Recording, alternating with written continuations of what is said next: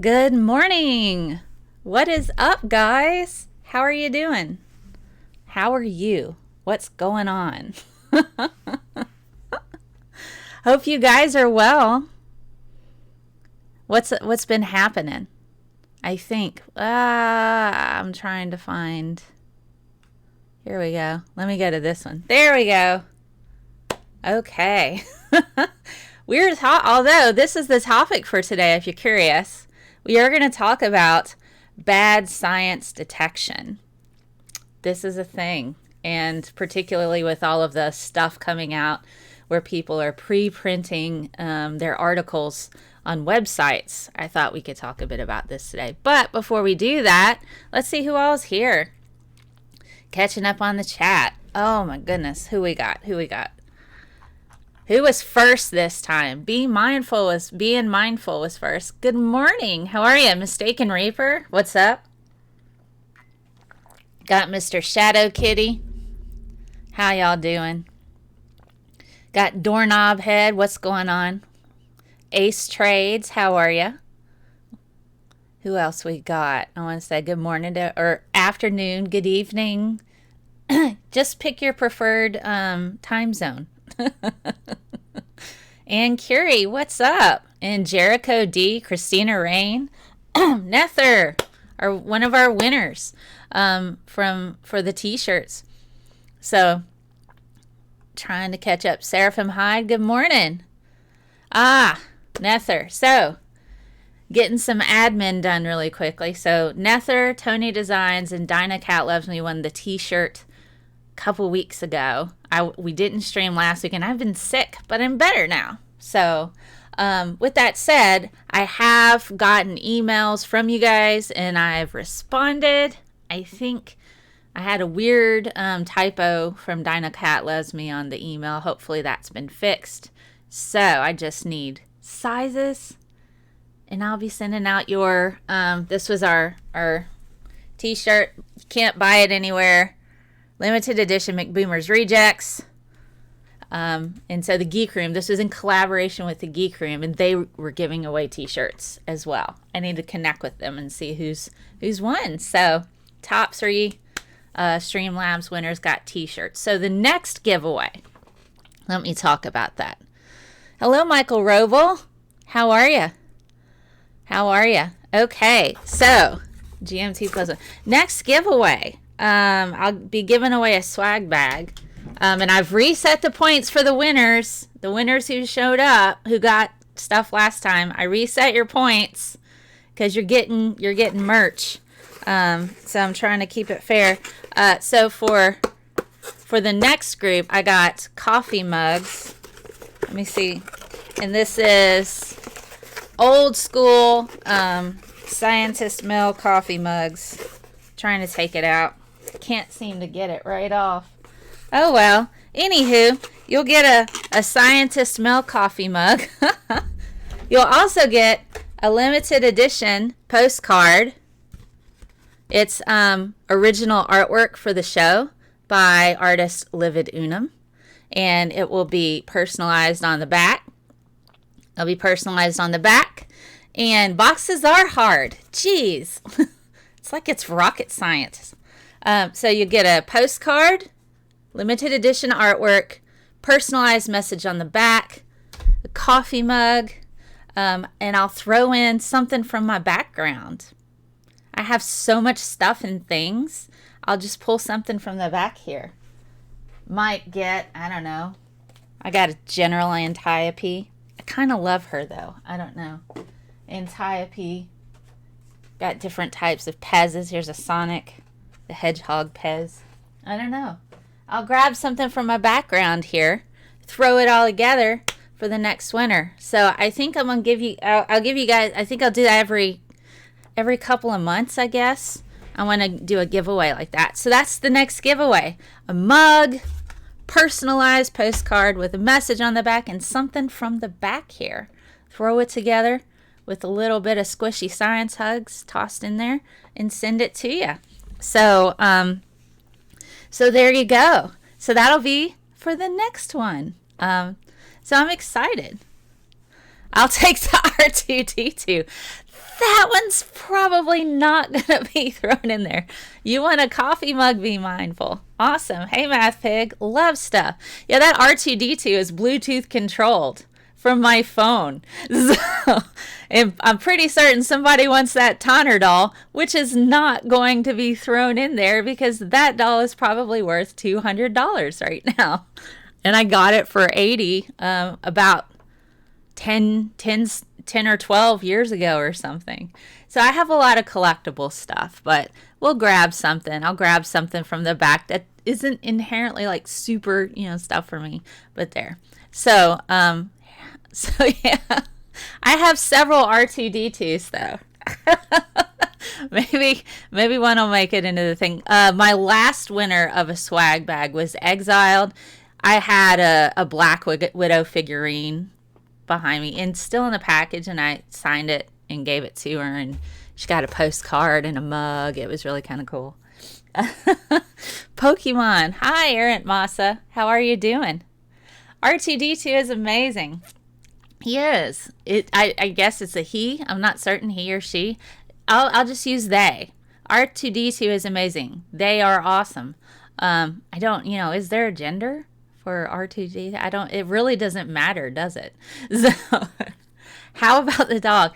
No, Nina the science doggo is not up to be, just got her about a month ago. Kind of a rescue. Do a backflip. Hello, Dread, on Periscope. Probably not going to do that. I don't feel like breaking my neck today. But yeah, everybody wants world peace. That'd be great. Gosh, speaking of that, apparently I'm a supervillain. So I posted yesterday. I don't know if you guys saw this or not. I posted a little short video, less than 4 minutes. Quarantine sing-along. Hello, Mama Atheist. How are you doing?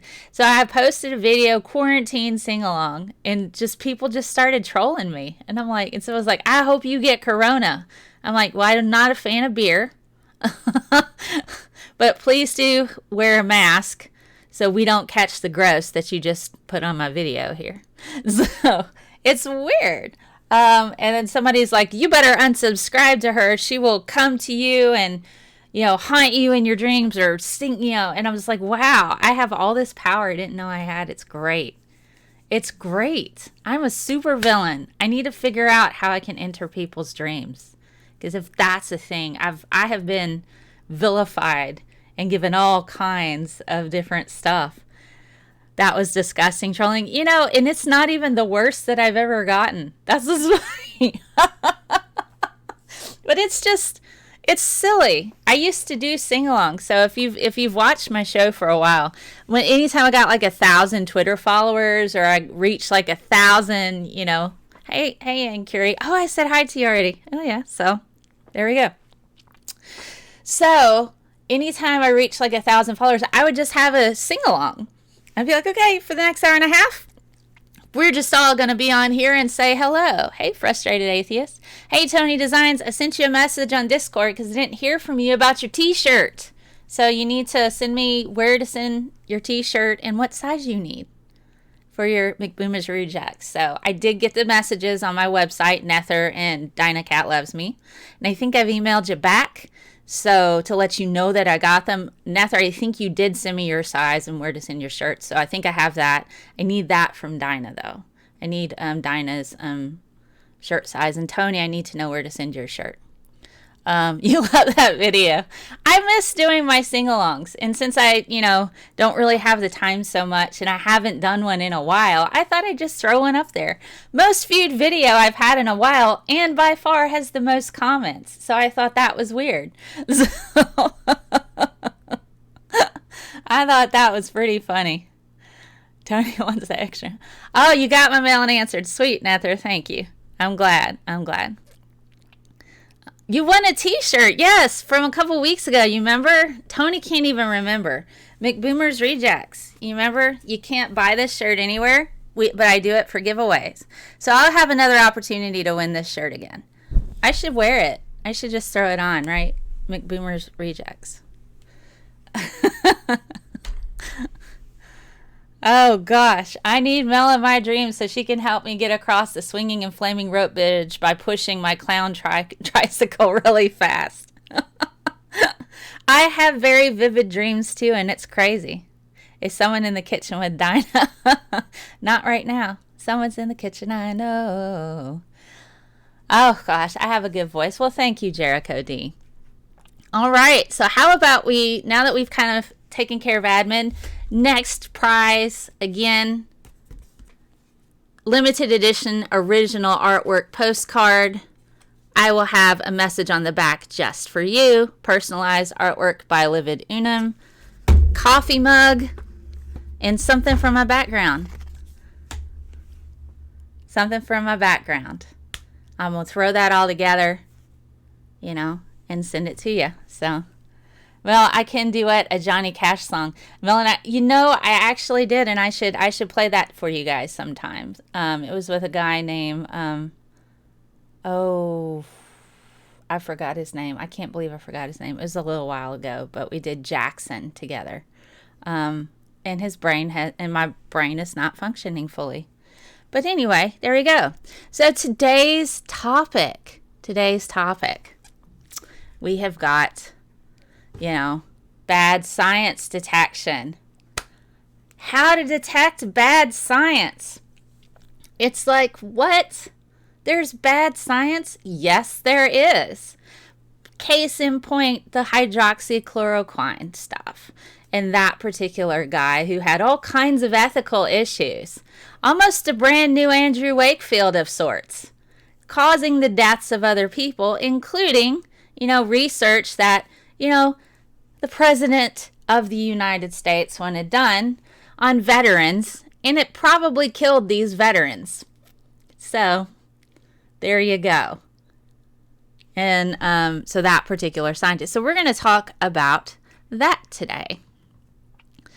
So bad science or pseudoscience. Now, just to be fair, I have covered extensively in the past pseudoscience. I've talked a lot about goop. I've talked about the issues associated with that. Why is it even a thing? I've talked about that. I've also discussed the peer review process as well as publications, but I think it's really important for us to kind of revisit that. And this is a more, you know, this is a newer format, so this might be more appealing for some people. But if you want, you can comb through the 200 some odd videos I've already done and, you know, find it. And it shows up, this topic shows up all over in all kinds of different stuff that I've done.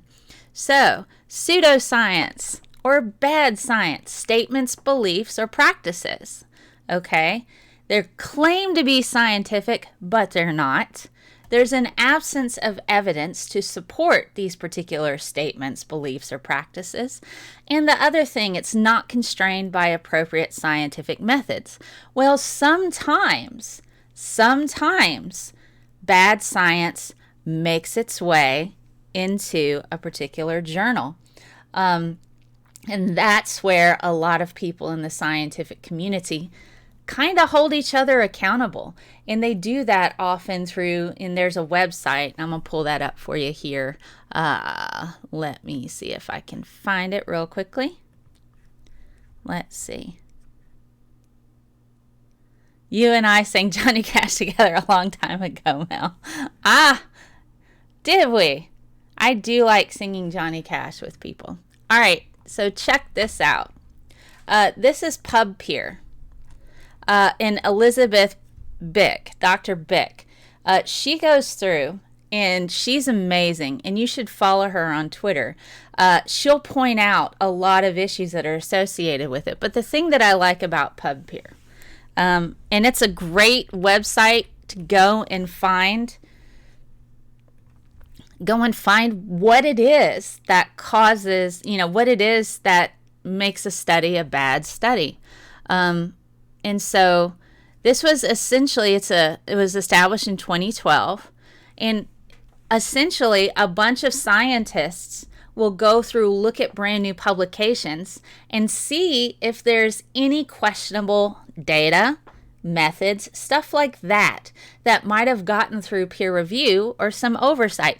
This is a good thing because you know, scientists, even those who are prominent in the field, you always need different eyes on a thing.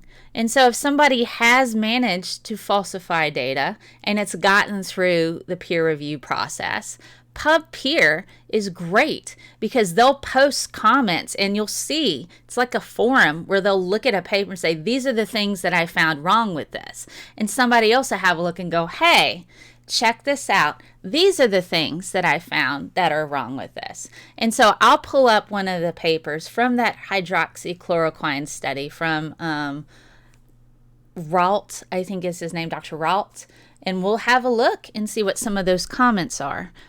So I think it's really important for people to kind of understand, you know, if you get caught and called out by other scientists in the field, ones that are widely respected as it is, who regularly take down stuff like this. Sometimes I call it through image forensics. If it looks like you have duplications on your data, like with cells and cell growth, they'll find it. They'll look for patterns like these should, you shouldn't have the same patterns in your data as far as actual images of like cell culture. Cells don't grow the same way every single time in the same pattern. And I'll show you a bit what that is. Oh my goodness. All right. Let me catch up on the chat. It's about fact checking the conspiracy that the coronavirus was made in a lab. So, okay, I hurt myself today to see if I could focus on the pain. Y'all are starting to sing now. We sang hurt. It was over a year ago. Okay. I've done so many things. Oh, goodness. Potholer54 put up a good video on that topic today. Oh, awesome. Okay. Sweet. All right. So let's have a look about this stuff. All right. Here are ways that you can kind of detect bad science. Usually it'll have some kind of sensational headline. And we see this often with pseudoscience products because you want the clickbaity type of stuff that draws people in. Drinking a bottle of wine is the same as going to the gym and it burns the same amount of calories. That's not what that paper said. But a sensational headline like that. Is this a cure for autism? Or is this could possibly, changing your diet could possibly be a cure for autoimmune disease? So some kind of sensational headline that promises things that aren't, really what's happening. No control group. This is really, really important. You have to have a control group to show that the variable that you introduced actually did something. And so in one of the hydroxychloroquine studies that Ralt did, I think his name is Ralt. I'm probably saying his name wrong. Hey, Iron Charioteer, how are you? So one of the studies that he did, there was no control group. He was just giving the drug to people. You have to compare if the addition of a drug actually did something over not giving them a drug. So that's where we talk about like a placebo. A placebo is interesting. So if people think they're getting a drug, sometimes just the thought of that, the placebo effect is strong. You can have some relief from symptoms from that, but it's short-lived. So you have to show that the introduction of this variable is strong enough to have results that are higher by a certain percentage than a placebo.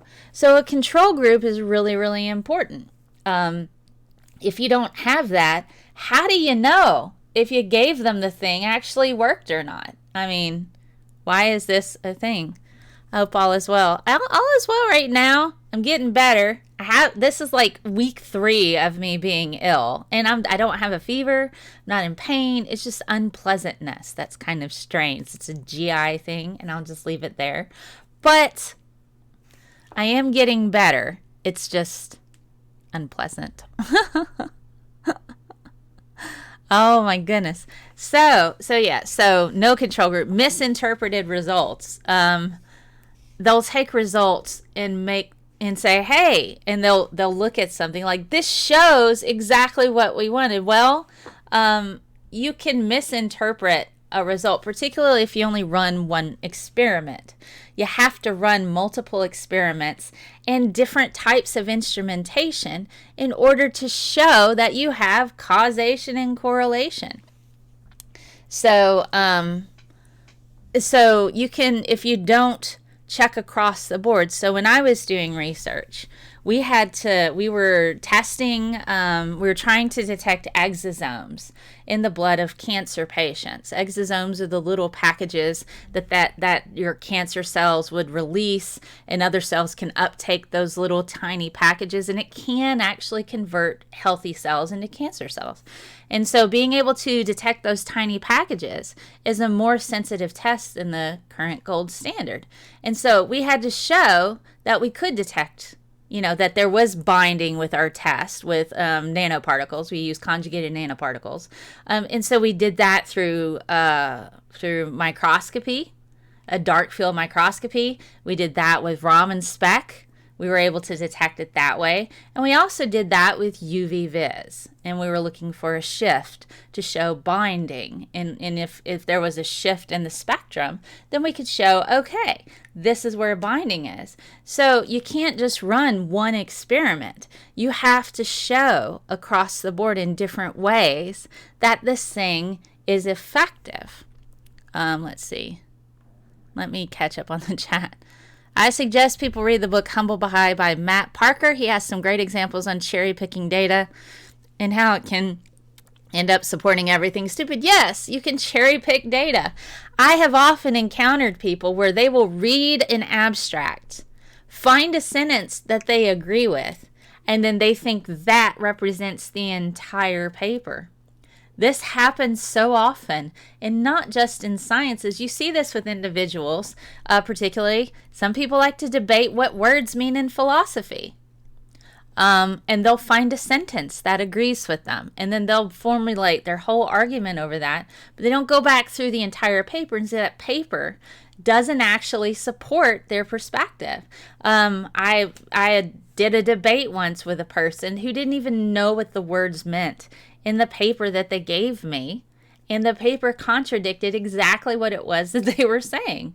So yes, cherry picking isn't just in data, but when you encounter people who will read an abstract of a paper, and then they'll be like, here, this paper agrees with me. No, this one sentence that you found, you think agrees with you, but the following sentences in the rest of the paper do not support your argument. In fact, it contradicts it.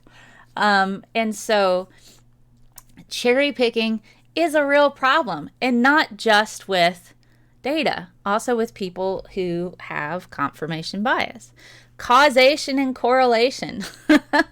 That is a huge thing. Just because trends are similar doesn't mean they have anything to do with one another. Anytime that Nicolas Cage makes a film, every year that Nicolas Cage makes a film, there's an increased amount of pool drownings. Don't know if they're just that bad and people are just in the pool watching a film and they get bored and go to sleep and drown. I don't know. But, causation and correlation, those are all things that are important. Let me catch up on the chat. Oh, goodness. I've seen Dr. Andrew Kaufman popping up on conspiracy channels talking BS about corona. Oh, my gosh. It's crazy. I postulated, and that was MathPick. Tony says, I postulated there was no such thing as confirmation bias in my experiment that I set up to prove it proved it.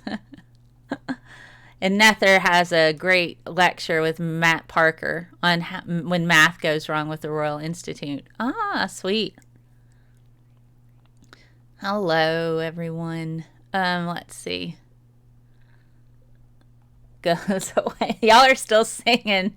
You're singing Johnny Cash's cover of Hurt or Trent Reznor. Actually saw Nine Inch Nails in concert a couple years ago, and it was amazing. It was absolutely absolutely amazing. It was a small venue. Ah, I was changed. Iron Charioteer asks, what do you think of David Avocado Wolf? Is he doing any good or is he whack? He is whack, and he blocked me on Twitter. We actually cover him. I used to do a show with Doc Savage called Oral Audacity. And some of the earlier shows that we did, we destroy and completely rip apart the likes of David Avocado Wolf, Deepak Chopra, a lot of them. Another one, John Edwards, the psychic medium, he blocked me on Twitter as well. And so we just go through and we destroyed charlatans like it was nothing. So yeah, I still do that from time to time on Sundays when I have my show, This Week in BS, This Week in Bad Science.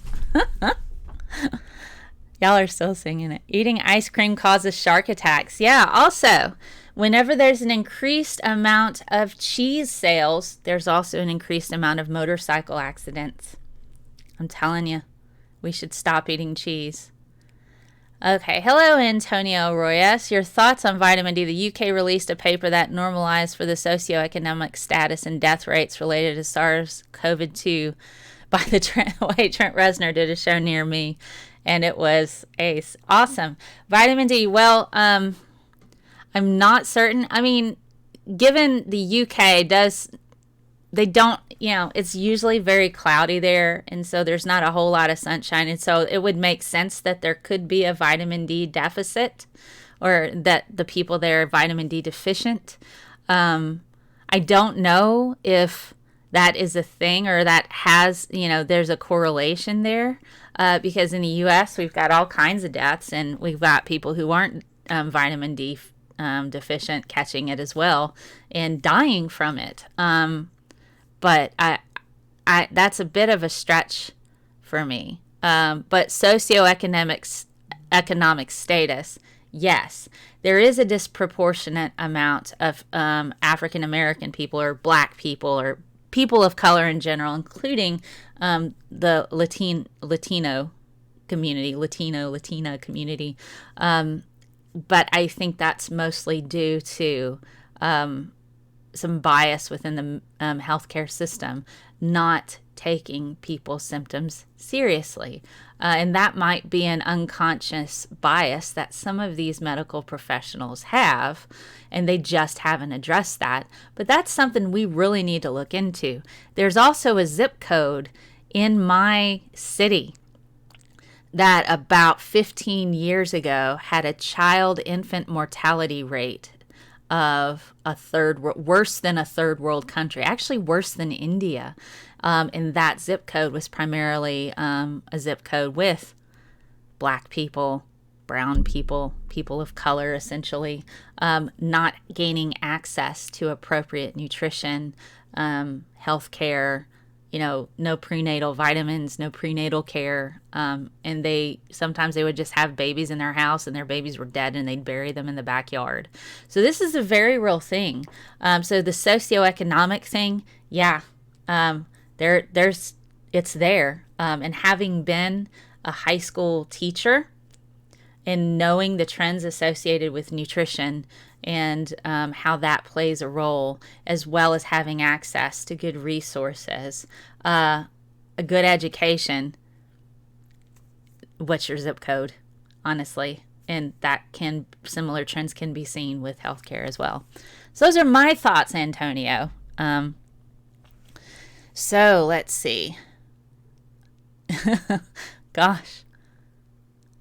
60% of the U.S. population has low vitamin D levels. I don't know. I would have to have citations on that, because a lot of our food, even processed food, is fortified and enriched, and it tends to have vitamin D in there. Alrighty, trying to catch up. Okay, let's see. Cherry-picked results, we talked about that. Speculative language, very vague language you'll see in bad science. They don't get terribly specific. And they'll be like, well, they could be, might be, perhaps, this is a maybe. They won't definitively stand behind their data. There will always be some shadow and some ambiguity. No blind testing. Blind testing, what is that? Well, that's where the placebo plays a role. You pick a group and you have blind testing where the patients don't know that they're getting the drug or not, or if they're getting the placebo. But double blind is even better, because then the doctors who are giving the drugs to the patients don't know if their patients have the actual drug or the placebo. Because doctors, again, talking about that bias. Doctors have a bias, and they can sit there and they might treat certain patients differently if they know that those patients are getting the drug. So it's really important that you have a double-blind study so the doctors don't even know, because you don't want to skew that data, because doctors they're going to have bias. Everybody has bias. And so it's important to reduce that as much as possible. So if they're not reducing the bias within their own study, it's going to be a problem, and that can skew your results. If you can't reproduce the results, Andrew Wakefield, just saying, nobody else can reproduce your results, that's not going to work. Tiny sample size? Nope. Forget it. Tiny sample size. 20 people is not a good study. It's like, we saw a thing happening with these 20 people. Might want to try to check a larger population and see if this holds out and if this is true. 20 people is not indicative of a massive population. Tiny sample size, no publications in the journal. So if it's a study, but it's not published anywhere, it hasn't been subjected to peer review. So it might be, well, we got this data. Well, that's great. Okay. I have studies that I've done that aren't published, and they're nice. They're nice, a bit of data to sit there and go, hey, this might be helpful for you to consider this for further research. But it's not, it's nice, but I wouldn't say, here's the end all and be all of this thing. That's not how science works anyway. But still, it kind of helps out. Let me catch up on the chat really quickly, and then I'll show you a little video. Hey, Hans, how are you? I'm happy to provide thoughts anytime. I'm glad I could help. I don't know everything, and I don't profess to know everything. And there's times when I'm wrong, and that's okay. That's when I get to learn, which is great. Alrighty. Let's see. Y'all are still singing in the chat. Mind over red wine. Oh, gosh. The perfect blind test, the gluten-free test, where people with self-diagnosed gluten sensitivity were divided up. One group given actual gluten-free diet, the other a huge amount. Tony Designs. Yes. They reported the same amount of improvement from the gluten-free diet. Yeah, it's... People like to believe in things. I actually was on Facebook today posting stuff, actual science about GMOs. Somebody had posted, Bill Gates is giving money to small farmers to try to force them to do GMOs. And I'm like, you guys know you've been eating GMOs for like almost 10,000 years, right? Since the beginning of agriculture. I mean, that's what artificial selection is. It's just they speed it up in a lab by doing it in a lab, which, by the way, reduces debilitating mutations. Like, if you start crossbreeding plants and you end up with a cross that doesn't work and ends up killing off your whole crop, that's not so great.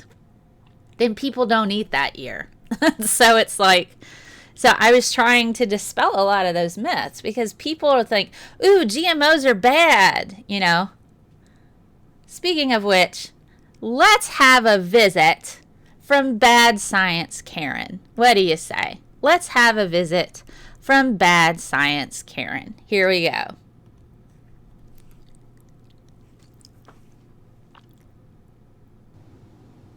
Hello, my name is Karen, and I wanted to spend just a moment discussing vaccines with you.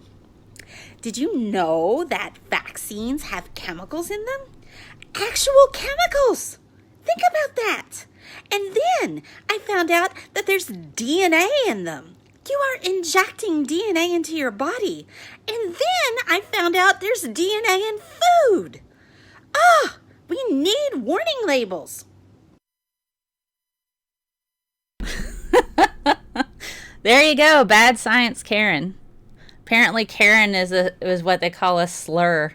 I've been making fun of Karen for years now. With a character. Looks just like, hey. All right.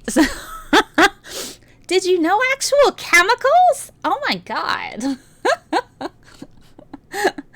Oh boy, Iron Charioteer has a question. How would you go about improving diets of people in poorer neighborhoods to stem their underlying conditions? Is it mainly education and access to good food? Access to good food, yes. There's a lot of food deserts. Even though we have commodity programs and we have programs like WIC and we have food stamps, healthy food, nutritious food, I kind of like stir away from healthy. Nutritious food that has more nutrients per, amount of calories, it's extremely expensive. And fresh food does not last very long. So if you have a single parent household where the parent is working all the time and it's, they're not able to cook at home so well, they rely heavily on processed food. So it is an issue of access to good food.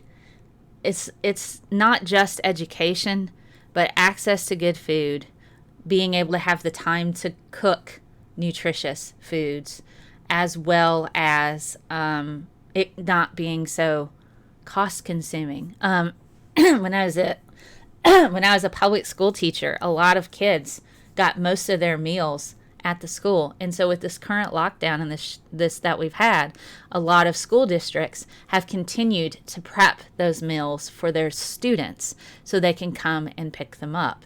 Because most of the time, dinner might be a big old bag of chips, which is like $1.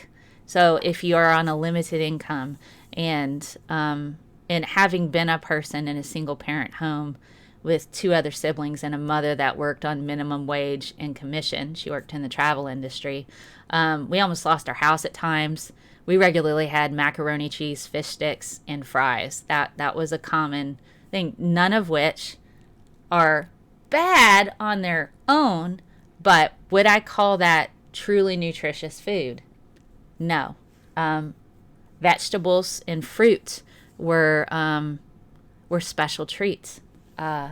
Even though we had access to a grocery store, my mother, 3 kids, single parent home, minimum wage job, in commission, we just didn't have the money to afford a lot of nutritious food. But all of her kids grew up, and we're the only ones in our family on both sides that actually are college educated.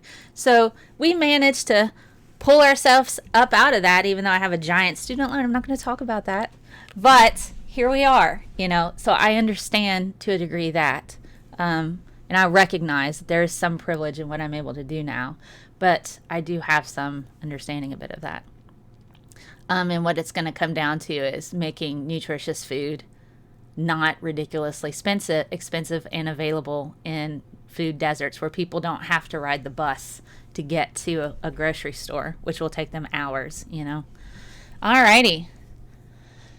Let me see. Good. Catching up. I'm trying to catch up on the chat.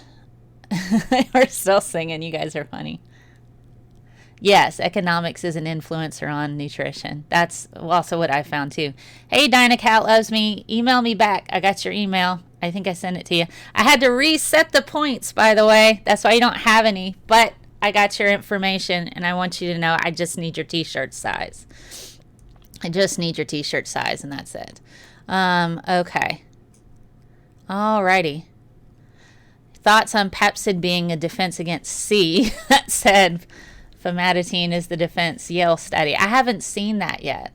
Send me that link if possible, either on Discord or on Twitter, whatever your choice of medium is, and I'll have a look. Yeah, universal health care would lower the load on the healthcare system. It would be rocky at the beginning, but it's doable. Karen, I'm just now back to y'all's responses of Karen, you know? Oh, God. Ah. Karen. She's just her own special person. I think she still has a crush on Doc. High fructose corn syrup. Yes. The alternatives, economically viable. I mean, just regular sugar, you know. We don't have to use high fructose corn syrup. Just regular sugar would be fine. So let's see. Okay. Yep. Yeah, such foods can be affordable, but often they're not. I tend to buy frozen food because that is cheaper than fresh and it lasts longer. And so I use frozen foods a lot. Okay, here we go. Catching up. Alrighty. I'm trying to catch up on y'all are keeping me on my toes yesterday. Yes, okay, yeah. I'm trying to be more active in my Discord. I really am. So, I am trying. Okay. Alrighty. So let's have a look at pseudoscience. Alright. Bad science. Not a valid science. Pseudoscience. It promotes panic. It gives false hope. Misinformation is dangerous. So somebody mentioned David Avocado Wolf. Also Dr. Mercola, who blocked me on Twitter as well. He's the guy that was telling people to heat up hydrogen peroxide and huff it. Don't do that. It's a strong oxidizer, and it'll just burn holes in your lungs. Every time he posts a tweet, here, heat up hydrogen peroxide and sniff it. And that'll cure the Rona. We're like, what? No, I've reported him for encouraging harm, self-harm. And he's been busted several times by Twitter for that. So he doesn't like me. And so if you guys follow Mercola, Mercola, and you see him posting things like sniffing strong oxidizers or sniffing Clorox or sniffing hydrogen peroxide, heating it up and throwing it in your face, please report him, because Twitter, and if you see anybody doing that, Twitter is getting better about the quacks who push things that will actually cause you to hurt yourself. So they will do that, but you have to go and report them. So they are dangerous. This isn't something like, oh, it's free speech. No, we already know that President of the United States said we should try injecting disinfectants into people. We talked about that a couple of weeks ago and how he was even wrong about, and then you use it on your hands and it kills the germs on you. Don't put bleach on your hands, guys. Don't do it. Don't put ammonia on your hands. Don't put bleach on your hands. Don't put Lysol on your hands. Don't put any of that. The thing that goes on your hands, hand sanitizer, which is not the same ingredients as bleach and all those other things, that's okay. And soap and water. Do not put anything else on your hands. But that's what I mean. These people are dangerous. And it's not just report them. Report them. Because there will be people who will harm themselves out of panic. Okay? Out of panic. They will harm themselves. So report them if you see them. I do. I have no problem doing that. You're inhibiting my free speech. No, I'm keeping you from freaking out people, scaring them, and then them hurting themselves and their kids. That's what I'm doing. If you want to say I'm a horrible person or petty for that, fantastic. But if I report this dude and I go around and I say, please don't do this, this will make you sick and possibly burn holes in your lungs, call me a bad person. That's fine, but maybe you'll live today. So, all right. So that's okay. Let's see. Make it a large, not an extra large. Okay, got it. I need to write that down. I have a piece of paper. Add it to my list of things to do. All right. Okay, wrote it down. Alrighty. Okay, catching up. We're still singing. Scientist Mel. If I could start again 1,000,000 miles away. Yeah, Dr. Merkla, he's a pseudoscience pusher. Alrighty.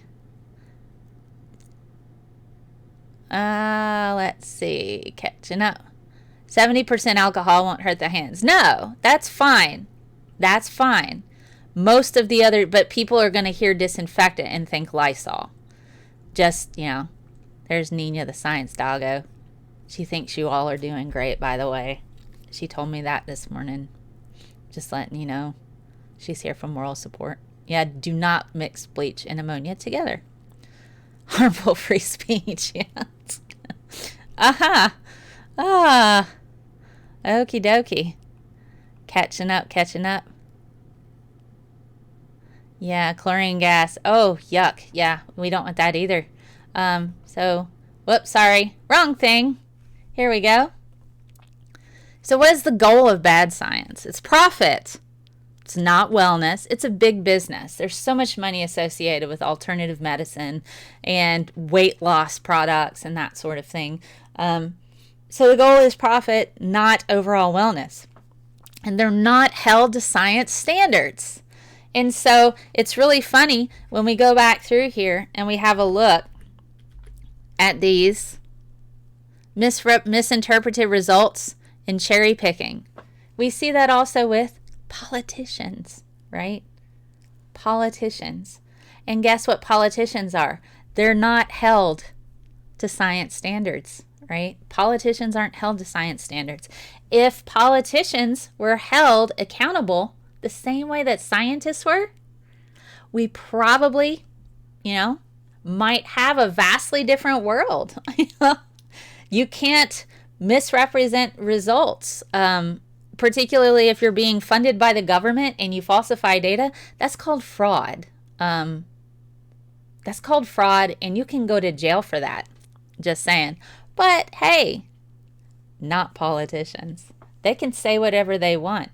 Even during campaigning, the Supreme Court ruled that they can lie during campaigning because that's protected under free speech. Booyah. So there you go. I probably need a citation on that. So if they have somehow changed this and I am incorrect, please feel free to correct me in the comments with your citation, and I will happily accept that. And then I would have learned something new, which is fantastic. So I'm cool with that. Alrighty. So, you have one thing to say about GMOs that was mentioned about 10 minutes ago. Norman Borlaug. Yeah, I believe. Isn't he the one that did that with like wheat? And so that helped kind of reduce world hunger. So yeah. Cute doggo. Yeah, that's Nina the science doggo. She's about the size. Those are Kevin Smith's shoes in the back. She's the size of one of his shoes. So whatever shoe size Kevin Smith is, that is also Nina. Alrighty. Politicians. I would love it. I'd love it if politicians were held to the same rigors of science. Never mix any type of household cleaner with another. That's, pro tip right there. That could possibly be a Doc Savage rules for living. So there you go. Alrighty. So let's have a look at what Big Pharma. Some people are like, but Big Pharma though. Well, yeah, the Big Pharma myth. Goal is a profit. Yeah, there is profit associated with Big Pharma, but it's also for effective treatments. It's not going to be profitable if the treatments don't work. And if there's really awful side effects, they can't use it. But they're also held to science standards. So while there is profit to be had in Big Pharma, and I don't necessarily agree with a lot of the ethics with the business, same with Monsanto and the GMOs. I don't agree with a lot of the ethics associated with that. But for people who are angry, well, Bill Gates is giving these small farmers money and forcing them to do GMOs. Well, if they do GMOs, they can't afford some of those seeds, which is a problem with Monsanto, and the seeds are sterile, yeah, and you have to buy more seeds in order to use them. That's a bit of a racket. But if Bill Gates is giving money to farmers in order to help them utilize that technology so they increase their crops and reduce losses, I'm okay with that. I'm okay with that. And helping them be productive and use readily available. I'm okay with that. Yeah, Monsanto shouldn't make it so ridiculously expensive. Yeah, we shouldn't have such ridiculously expensive drugs. Yeah, I get that.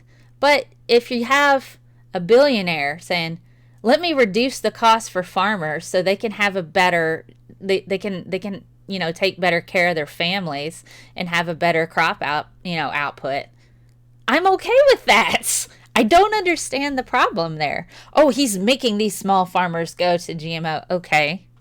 Well, we're going to need that because have you seen the world population? It's going to be a problem. And, we're going to need food that can resist, drought and crazy freezes in the middle of spring. We need food that is resistant to those things.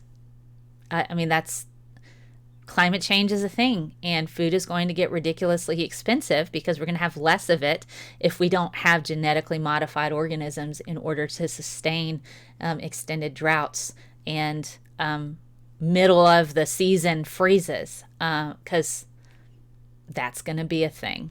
So harp all you want about GMOs, but if you'd like to eat, we're going to need science for that.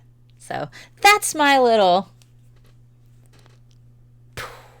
anger thing. So I could rant about that for a while, but I don't want to do that. Yeah. So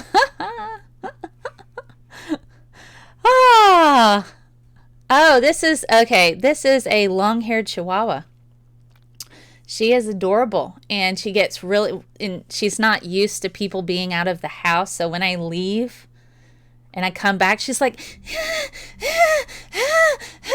and I think she has little anxiety attacks, and she starts shaking, and then I have to pick her up and I hold her. I don't know if she's just really excited to see me or she gets really upset that I've left. I haven't worked that out yet. So I'll hold her really close to me, and then I just hold her tight. I'm like, it's okay. And she'll shake a bit, and then she's fine. And I'm like, okay. But yeah.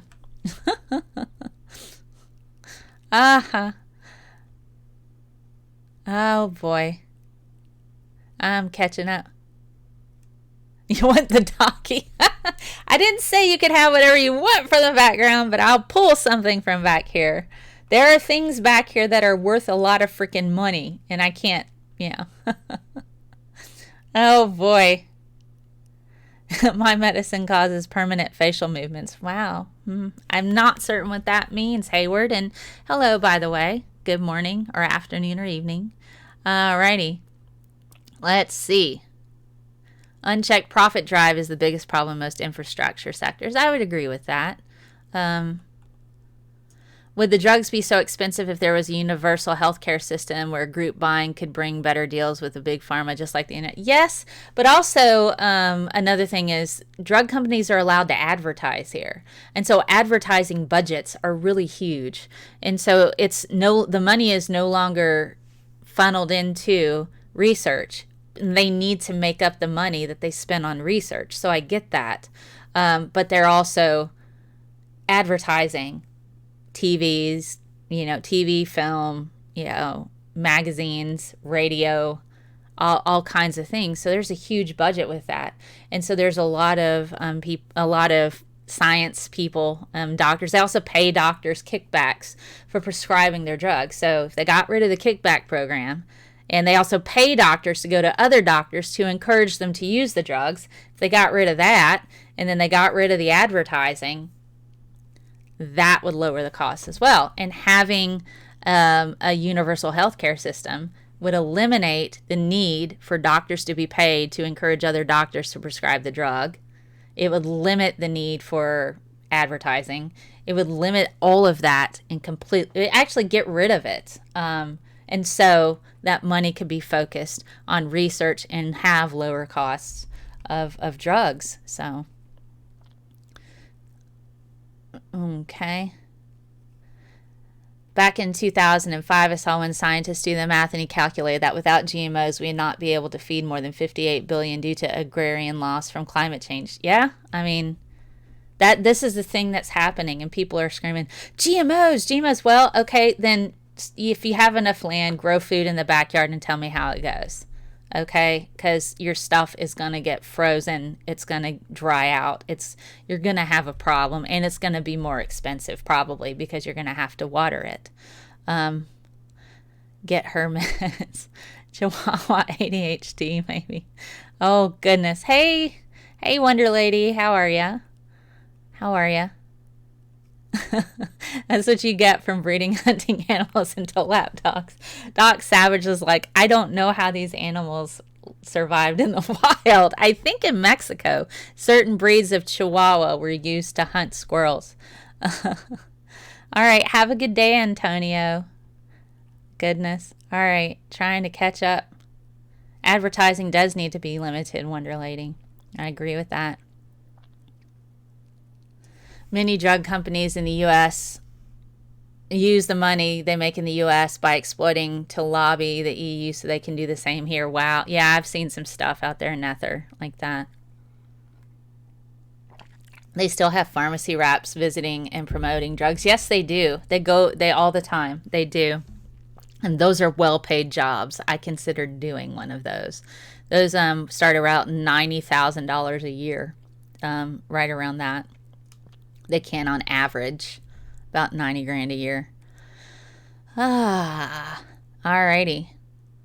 Scientist Mel, what do you think of Rand Paul's comments to Fauci that scientists need to have more humility when it comes to COVID-19? Well, do they though?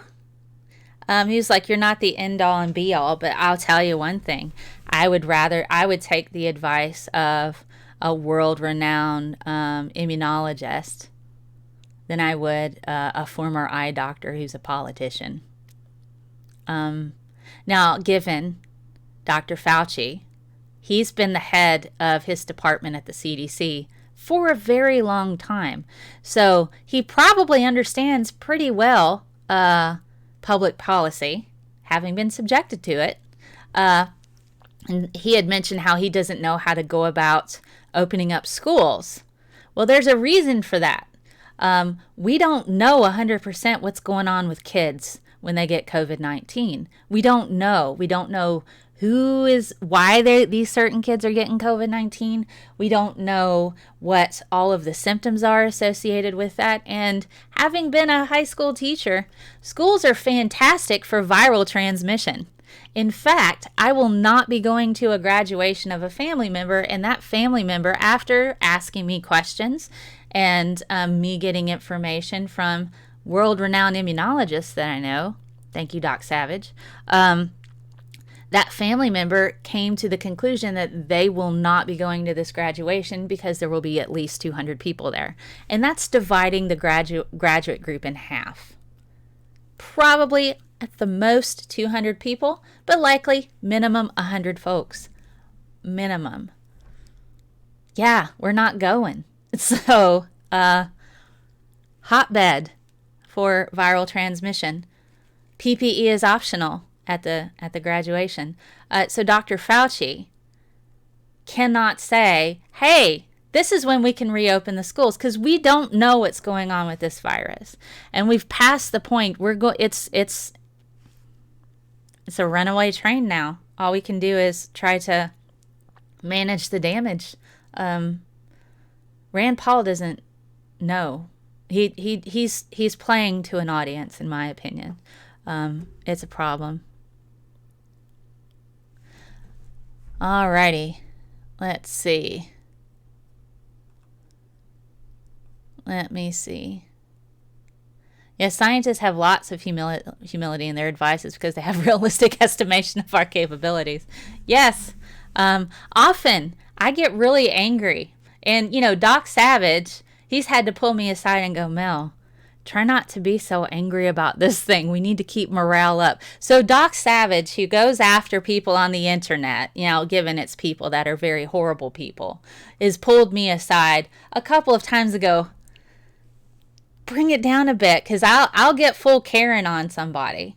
And but not because I demand to speak to the manager, but only because I'm like, you guys are going to kill people. And so he's just like, rein it in, Mel. So Doc Savage tells me to rein it in sometimes. Believe it or not, as mild-mannered as I tend to be, Doc will pull me aside and go, rein it in, Mel. You're like going full ballistic on these people. And I'm just like, okay.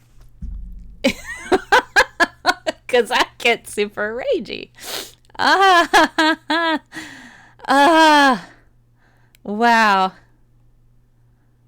Let me see. Yeah, will some of the kids with COVID-19 get super duper powers? Well, they'll be able to spread things pretty quickly to grandma and grandpa and kill them, if that's what you mean. Hey, Bo, how are you?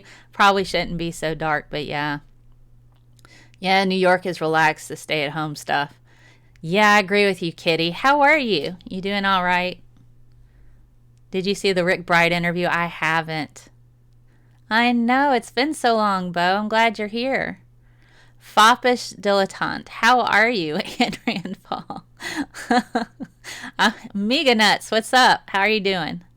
Based on your expertise, do you agree when, and this is from Iron Charioteer, do you agree when leaders in the field say this is just the first wave of COVID-19? Well, I don't have expertise in epidemiology, but Doc Savage does, and I talk to him regularly.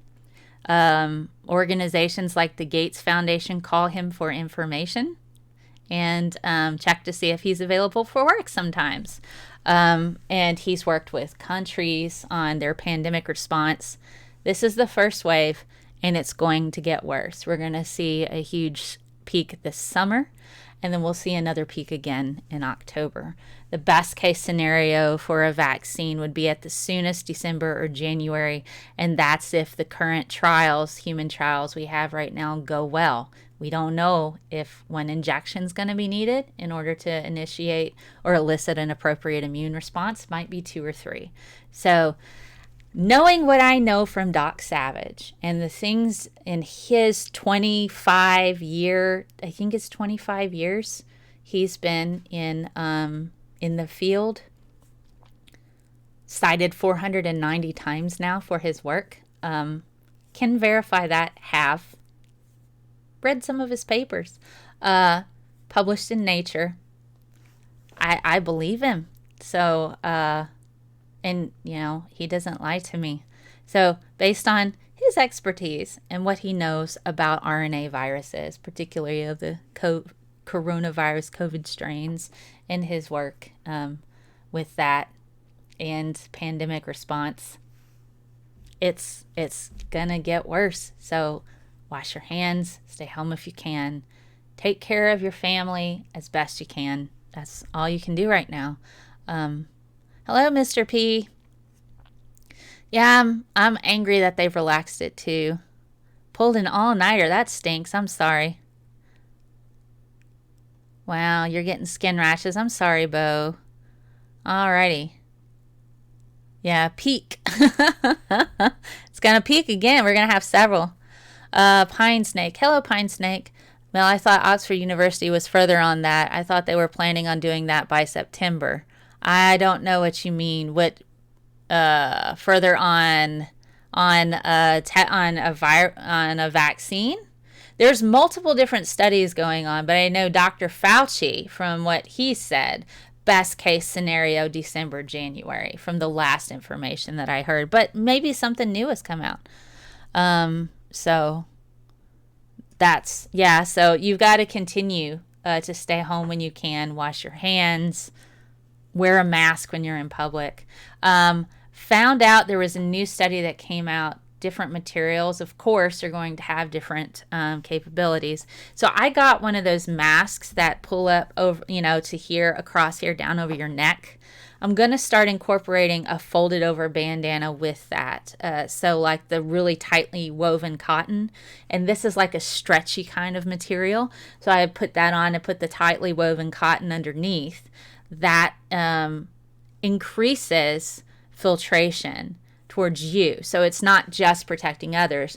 That also increases your protection as well. So folded over bandanas, double up on that, and I'll slip mine inside my little thing that goes around here and just double up. Primarily when you're indoors. That's where your bigger risk is, by the way, indoors.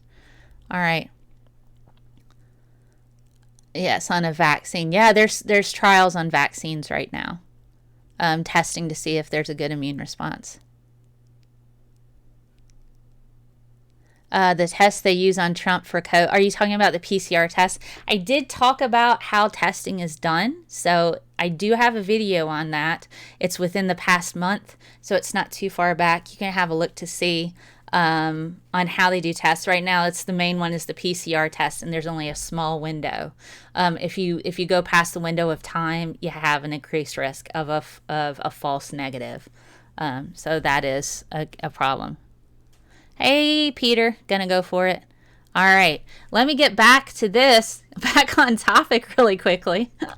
Don't have too much more to talk about on this, and then I can answer some more of your questions. And we have a game, guys.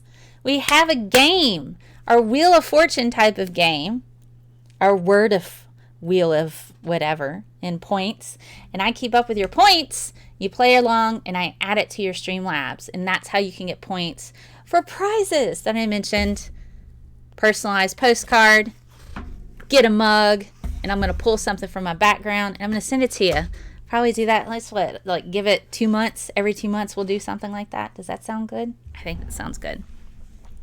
Okay, so peer review process. What is that? Well, we're going to talk about the process. We're going to talk about what publications are, the types of papers, and what an impact factor is. So we're going to get into a bit of that. I didn't have my GIF moving. You must enjoy the Muppets. I feel like Beaker some days, if I'm honest. We all have Beaker days, don't we? What is peer review? Now, I've posted through most of these, I've had links. This is from theconversation.com. You can check out. This comes from there. What is peer review? What they do is, what happens is when you have a paper, you submit it to a journal, and it's the evaluation of scientific, academic, or professional work by others that work in the same field. So it wouldn't make sense for me to have a cancer test and send it to a psychiatry journal. They'll be like, what? It has to be, and it's very niche in a particular field. And so that's kind of what peer review is. So when people is it just your buddies? Well, you might have buddies that work on peer review things, but you can have other people look at your work to check for things before you submit it to peer review. But if you don't trust them, you run the risk of them stealing your research, which is a thing that happens, guys. People suck. But that's essentially what peer review is. And so here's kind of the process of that. First, you come up with your idea. If you're going to get and this is from libguides.evergreen.edu. You get your idea, all right, and your research, and you write your paper. You have all of your experiments. Then you write, get your manuscript, your proposed article, and then you send it to a journal editor. And then if they like it, okay, they'll send it to 3 to 5 experts in the field who will go through, look at your methods, they'll look at your introduction, they'll look at all kinds of stuff to see, and they'll pick it apart, and we'll talk about what it is that they look for. And then they make a decision. Either they accept it as it is, which pretty much never happens. They always have questions. And so they'll ask you to revise. How do you know it was this thing and not this thing over here? We need more data to support this particular conclusion. What about this data? I'm not satisfied with this. This looks a bit sketchy. Can you redo this experiment? And then you make all the changes, send it up to them again. They're happy, great. It gets published. If they're not happy, they might even reject the paper. So that's kind of what they do. $23 from, £3. I thought it said 2. £3 from Jericho D. Thank you so much, Jericho D. let's see. You've got a sticker. Yay. Thank you for that. So that's essentially the type of process that we're dealing with there. Alrighty. And so you might not be able to see this so great. And so I kind of apologize in advance for that. But, all right. So submission. They've got the basic criteria. All right. The basic criteria is, are there correct references? Is there any problem with basic science? Are you saying something is a thing when it's not? Do you not know what words mean? Things like that. If it's accepted for peer review, reviewer 1 or reviewer 2, they'll go through and they'll go, okay, and they review it, and they'll check. They'll look at the methods. They'll look and see the experiments that you did. Will they, and then they pick it apart and they're like, okay, we have more questions about this. And then they'll send it to you. And then when you satisfy their questions, then they'll go back to the chief editor. And then the chief editor will be like, okay, English grammar, language, they'll kind of check correct punctuation. Then you get into all of the little nitpicky stuff, the grammar Nazis, as they would say. And then the author would revise accordingly. And then you have a second review. And they go back through and they all, sit there and they're like, okay, they read it again. You can be rejected at any time. Then you go, okay, second review. If the editor still has questions, we'll send it to the other reviewers. What do you think about this? And then they talk. Then they have a board meeting. And this is from Elsevier, if you're interested. They have a process in this. And they have a board meeting if it's accepted for publication, and then they talk about which issue it's going to be in, and then they publish it. That's the process. And it can take months and months and months. I got peer review notes back, and it was like 10 scrolls through an email of questions. And people are like, oh, well, it's just this little simple process. Oh, no, it's not. And thank you, Peter. I'm glad you like the show. Goggles till you get it in your eyes. That's right, Wonder Lady. Yeah, and there's, that's true with the virus. It's not slowing down. It's getting worse. Hello, Foppish. I already said hi. So, okay. I haven't reset Tony Designs points. I need to do that. Okay, thank you. I thought I had. I did. Thank you for telling me. Reset Tony Designs. I tried to find him on my Streamlabs, and I couldn't find him. I need to reset your points, Tony Designs. So I'll do that, and then I'll add the points that we get.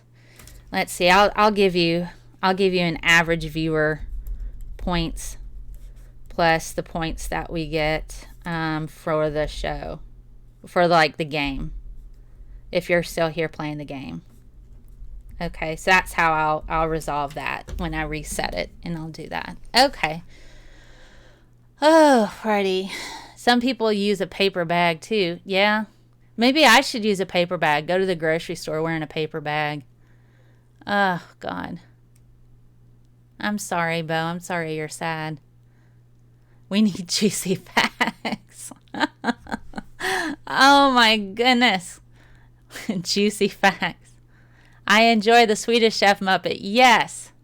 Yes. Muppets are not to be trusted. Certainly not the two old geezers. They're original trolls, right? People suck. Scientists Mel, they do. They do. Alrighty. Yeah, and I wear my hair back. I don't leave my hair down when I'm doing that. Gosh, there are a lot of trash journals. Would that render masks useless? I don't know what would... Hey, Native Atheist, how are you? With that, I'm not certain what you mean by that.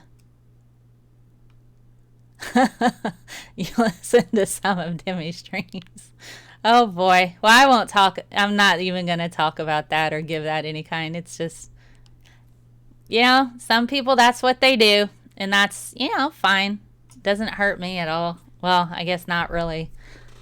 They just, the equivalent of the National Enquirer, except,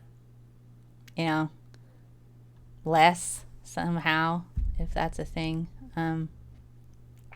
It's fine.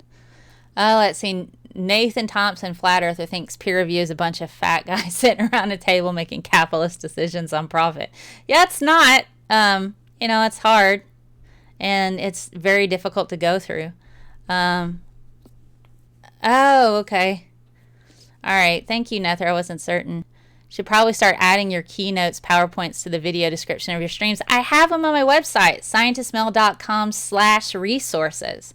You can download all of these there, scientistmel.com/resources, and find.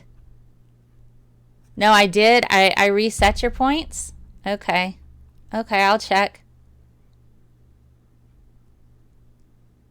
Okay, Scientist Mel. Tony has a scream name you can't search for. Okay. All right. Thank you, Peter. How do you get a haircut while wearing a mask? That's a good question, isn't it? Oh, goodness. What are you going to do? Ugh. It's all tough. Peer review. How big in this perch, mate?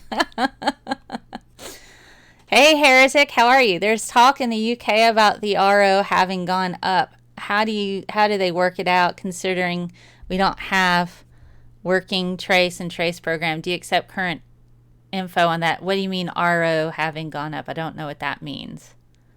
I might need a bit more. But Mel, SciShow just did a bit on that. Oh, I haven't seen that. Okay. All right. Well, let's talk about types of peer review. I think I've caught up. Let's talk about types of peer review. You have single blind, double blind, and open. So I've talked about blind and double blind research. Well, you can have blind and double blind peer review. So in this case, single blind, which tends to be the most common, reviewers are anonymous. And so you don't know who's reviewing your paper. And so this can sometimes cause a bit of bias, because if the reviewer doesn't particularly like you, they might judge you a bit harshly, which is a thing that happens because people have bias. Double blind. Reviewers and authors are anonymous. So reviewers don't know who the authors are, and the authors don't know who the reviewers are. This also is a way to eliminate bias. Now, if you happen to be somebody who got a Stephen Hawking paper and then you saw issues with that paper, or you wanted to take their research or something like that, double blind prevents you from being the person who sticks it to the world-renowned person. Because if you've ever been to a science conference, people will absolutely rip you apart giving a talk if they find something that could conceivably be a little bit wrong, and they will be jerks about it. I saw a man be particularly terrible to a woman at one conference I went to. He just started citing, well, we've always done it this way. Did you look at this or not? Did you do this or not? I mean, he was being a jerk to her, and she was like, yes, we did. And that has nothing to do with what I'm talking about here. I wanted to punch the guy, but I'm like, would you just let her speak? She hasn't even finished her talk yet, and you're done. So there are people who are like that. I mean, it's just, they're humans. Humans will do stuff like this. So there you go. And open is where reviewers and authors know each other. Sometimes that's the best way to go, but double blind tends to eliminate bias across the board with everyone. And so that's kind of what, people want to do, strive to eliminate bias. So yeah. So what about, what happens, with the peer review process? What if, one journal, if you have like Elsevier or Nature, they have so many different journals, and you submit to one journal and they reject you. Well, there's different stuff that can happen. Articles can be transferred. So if you've already been subjected to peer review for a Nature publication, and they're like, you know what, this wouldn't be the best fit for this journal, but we can put it in this journal over here. That'll work. Articles can be transferred. There's always heavy scrutiny associated with peer review, and the authors have to defend this data. This is not for thin-skinned people. And so people will be like, you might have heard in some videos, Scientist Mel, she's so thin-skinned. She talks about people who harass her. She should know since she is on the internet, she's going to get harassment and she should just deal with it. Well, if I point it out, it's a teachable moment saying, hey, I don't have to accept this harassment and I can block, report, or whatever. Just because I'm a person on the internet doesn't mean that I should accept horrible comments towards me. And nobody's allowed to dictate to me or judge me in my response to harassment and abuse. And no, that doesn't make me have a thin skin. If anything, I laugh at these people. I don't really feel harm from them. But I'm not going to allow anybody to talk to me a certain way. That doesn't make me thin-skinned. That's me going, yeah, no, you're not talking to me this way. Delete, block, move on. Bye. Don't have time for you. That's not thin-skinned. That's me saying, no, thank you. And I've said it repeatedly, and you still don't know what that word means. Consent. But anyway, so no, it's not for people who cannot accept criticism. I stood in front of my committee for my second master's and stood there for 2 hours while they ripped me apart to try to find out where my limit of knowledge was. 2 hours with about 100 years of experience in a room asking me questions, and if I didn't know the answer, I better at least talk about how I can find that out. And I better have an answer for them at end of day. I passed my defense or my conference that I had for my science masters, but it's not easy. And I did that twice working on my masters. First year, second year, I also had to take qualifying exams. I also had to give a talk and get judged on that. So no, it's not for people who cannot take a modicum of criticism and who lose their minds when somebody tells them they're wrong. I'm wrong sometimes. That's okay. I learned from that. Now, funding often rides on publications. How many publications have you had? Have you been published on this topic before? So in order to grasp funding, they want to know what kind of work you've done and what's your success rate. Now, if you have a retraction because of really bad data, for instance, that PubPeer website that I talked about, Elizabeth Beck, she will find you. And I love her for this. And she will write letters. And she has she follows me on Twitter, and I'm just like, ah, she's amazing. She'll have people write letters from the community, from the scientific community to journals and call for a retraction because of bad data. And that will destroy your career. So that's another way that scientists hold themselves in check. And I mentioned about fraud. If you accept money for data that's been falsified in another publication for your research project and the government finds out, you go into jail. You go into jail. And, you know, that's why politicians not held to the same standards as scientists. It would be great if they were. But hey, and also, high-quality journals are rigorous. They tend to be pretty rigorous in their peer review process, but sometimes things fall through the holes. I'm almost done with this. So peer review, we need it for scientific progress. This is how we hold scientists accountable. And the data is verified by experts in the field, but not just before it's published. After it's published through things like PubPeer. So it's really important to kind of keep that in mind. So the last thing let's talk about the different publication types, impact factor and what that means, and then we will move on quickly. So bear with me, guys. I'll get your questions in a second. The different types of publications. We have research and we have review. Research is actual experimental work. So people will conflate an experiment paper with a review paper. A review paper is reading others' work, looking for an answer for a question, to generate new questions, or to summarize current knowledge and assess effectiveness. It's not the same as actual data in an experiment. Often people will give me a review paper and say, look, this is proof that I'm right. I'm like, this is a review paper. This is an opinion. Review papers are often opinions. Now, they're strong opinions that are supported by data, but it's not this that are supported by data that they've found to help them formulate a perspective. But people can write review papers saying, hey, I see this pattern. I think this is going on, and it not be correct at all. Doc Savage is very proud of a paper that he published where he was like, I see this pattern here. I think this is a thing. And turns out it wasn't. And so that was able to save people a lot of time. Once they ran a couple of experiments, like, oh, wait, no, this isn't the way that this goes. But he's very proud of that paper because it helped drive the correct direction of science for that particular topic. So that's what review papers are. They're not always correct. Experimental papers show the data, the raw data, for what they are, which is what we kind of need to focus on, guys, right? Am I right?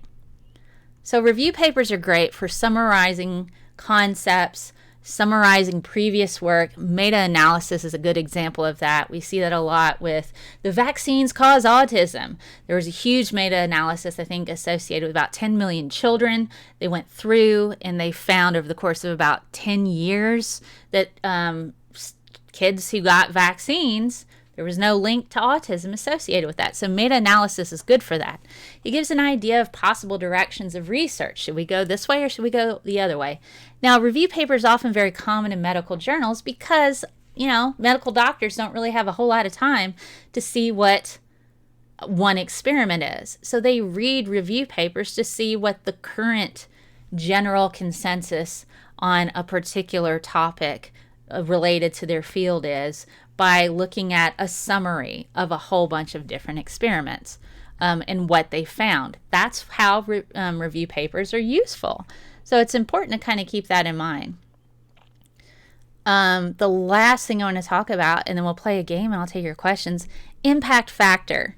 Impact factor essentially is the number of how many times you would expect to be published. There's it's reflecting how often an article from a particular journal gets cited. I've got a paper in Theranostics. That was my paper when I was working. I was co-author on it for the breast cancer test I did. It's got an impact factor of 8 or 9 or something like that.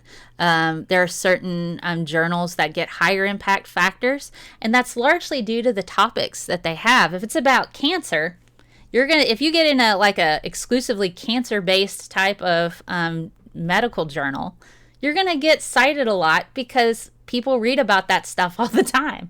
So that's kind of whatever the popular research is kind of what it does. And so A equals the number of times articles were published in a particular year, 2015, 2016, and then were cited in the following year. So they look at 2 years, how many times articles were published in 2 years, and then cited in the following year. And then the total number of citable items that were in 2015 and 2016. So you've got high impact paper, law of gravity. Low impact paper. Oranges also follow the law of gravity. Big difference there. So yeah. So here is one from 2017. This is about 3 years ago. Impact factors. And here we've got total cites and their impact factor. So you can get cited pretty high if you manage to land a Nature paper. And their impact factor, relatively low. But you look at Cancer Journal for Clinicians, huge impact factor of almost 200 because it's read so much and so much research is done in cancer. And so it has to do with, largely to do with the topics and see, okay, if there's a lot of cancer research going on, that's going to be boom, that journal is going to be up there.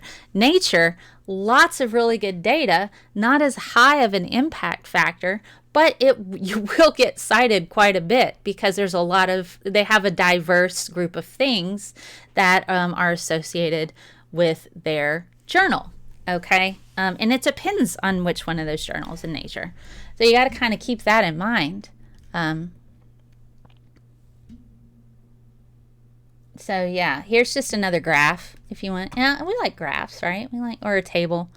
So again, top 10 impact journals from 2017. The largest one being, and this was just pulled from that little graph that you saw, being, the Cancer Journal for clinicians. All right. So lots of different Nature reviews on molecular cell biology, but the impact factor is higher for the Cancer Journal because of the fact it gets cited more. Articles from that get cited more. That's what that means. Because a lot of people are doing, that type of research. Alrighty. There are some downsides associated with the impact factor numbers. Citable items, or how many new items that were learned, affects the score. If it's stuff we already knew, yeah, not so much. Publish in prestigious journals, you get extra cred, like in Nature or something like that. Numbers can be misleading, and there's a lot of heavy criticism, like how do they determine that? So there's some little secrecy associated with that people don't care for so much. That could be some bias associated with that. That's mostly what they're worried about.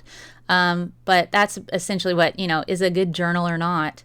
And often you look at impact factor in order to determine that. So let me catch up on the chat really quick, and then we will go and play our game. We'll play our game, guys. Okay. Catching up. Haircuts. I can't remember the last time I had a haircut. R number R0.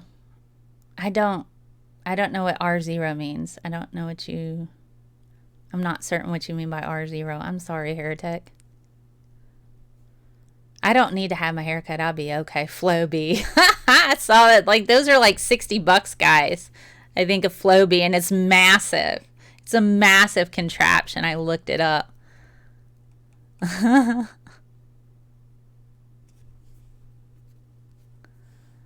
Oh gosh, single blind will often make the reviewers tougher, particularly if the author has a history of fringe publications.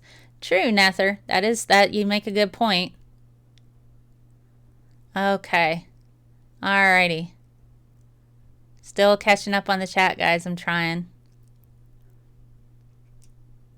Oh, okay, is a mathematical term. Oh, okay, the mathematical term that indicates how contagious an infectious disease is. It's also referred to the reproduction number as an infection is transmitted. I haven't read any papers on that.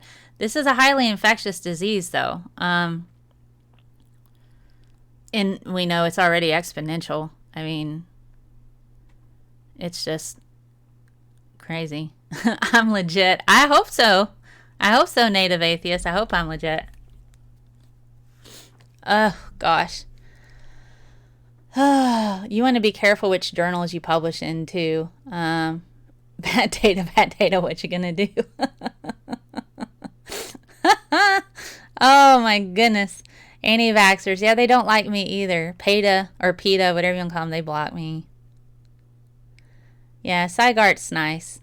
He's a nice guy. I've chatted with him multiple times. He's been on my channel before. Alrighty. Let's see.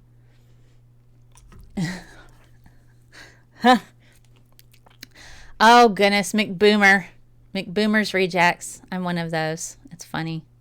The misogyny in science is rampant. Yes, it is. I had a PI once told me that I should... Oh, gosh, never mind. I won't even go there. It's not even worth it anymore. Yep, I do hand out goodies. I hand out goodies to people every couple months or so. My university is trying to trailblaze with getting women into STEM. They have all sorts of incentives to address the balance. I work with people. Most of the people I work with are 70% poverty line. 70% of the students are poverty line. We have all kinds of commands. Does facial hair make face masks useless? No. Still wear them. They don't make it useless. Did Mel just snap a picture of me? I don't think so. I don't think I did. Oh, goodness. You guys are funny. All right. Are you guys ready? Oh, I have to show my video on how to spot bad science. And we'll play a game. Highly infectious, but not as deadly as H1N1 H1N1, which was not as infectious. I don't know.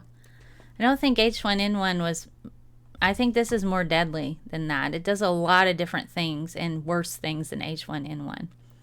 Alrighty, so let's watch. This is a video. Sometimes I have little short videos on my channel, Scientist Mel Shorts, like little video bites of how to spot bad science. So let's watch this, and then we will play a game.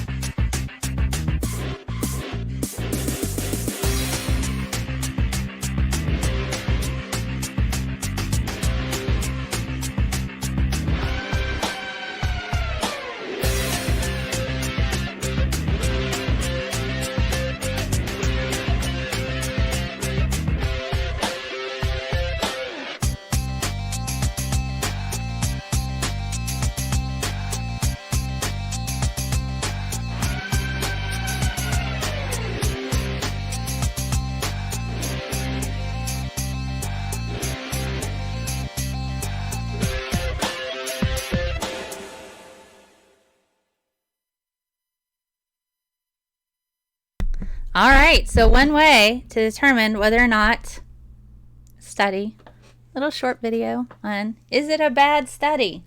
Little tips there. Not completely all-inclusive, mind you, but those are usually the general ones. Okay, so now it is time to play our trivia. Let me get my trivia up. We're going to have so much fun today, I can't wait. Alrighty.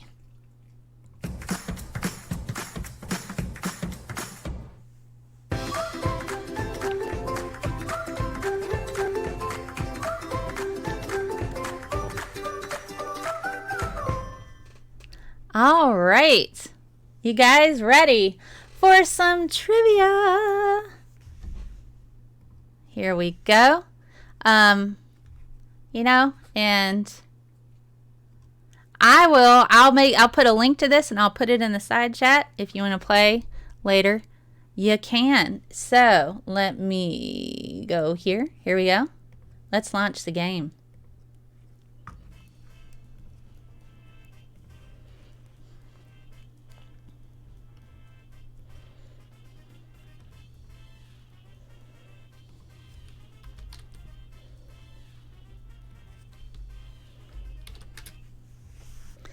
All right. Yay! Wheel of Science, or whatever you want to call it. We have 5 rounds. And you guys, if you want to, I can pull up my Discord. I can pull up, sorry, that's not it. That's the Streamlabs points. Let me pull up my Discord. And if you want to join the voice chat, you can hop into the voice channel on Discord and talk to me. So I'll hop into my Scientist Mel voice chat. Alrighty, so I'm actually on my Discord voice chat, so if you want to talk to me and play the game along, you certainly can. Whoops, sorry, wrong thing. Alrighty. Alright, so you just hop into the voice chat. It's under voice, and then there's voice text, and then there's voice chat. So if you want to join and talk with me and give me your answers live rather than in the side chat, we can do that. And you can earn some extra points just by hopping on and playing along with me in this regard. Okay, and then I'll try to catch up on your questions. I don't see any other questions right away on that. Oh, goodness. Okay. Catching up. Hey, Brian Stevens. Is Brian Stevens here? Thought I saw something to Brian Stevens. How are you, if you're here? Alrighty. Yep, there you are. Okay. Alright. Let's see. I'm catching up All right. Okay. I think I'm caught up. Alrighty. So heretics, it's not B. It's a different thing. Okay. So let's do round 1. A characteristic of bad science, guys. Characteristic of bad science. We are all on the same team. We're all on the same team. So I'm going to write all the points down and shoot it to you later, right? Okay, I'm going to put them on Streamlabs. Alrighty.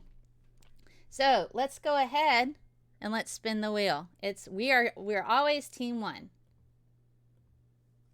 All right, so first thing we got to spin. We can't solve it. And so you're going to have to give me letters.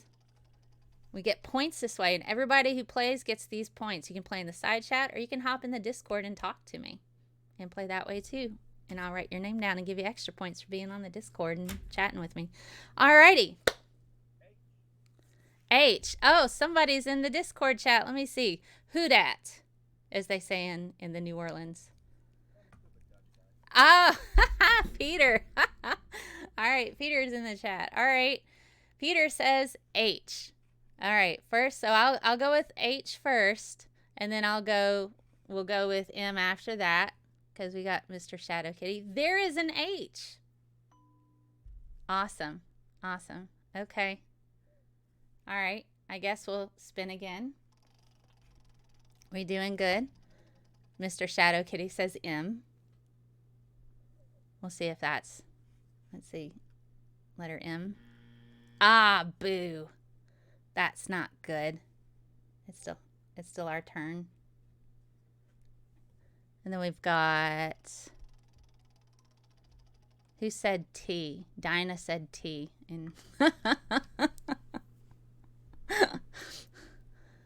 Dinah says T. There is a T. Good job. Good job, Dinah. All right. Alrighty. And if you're in the Discord and you have a letter, holler at me. Oh, hey Pine Snake, how are you?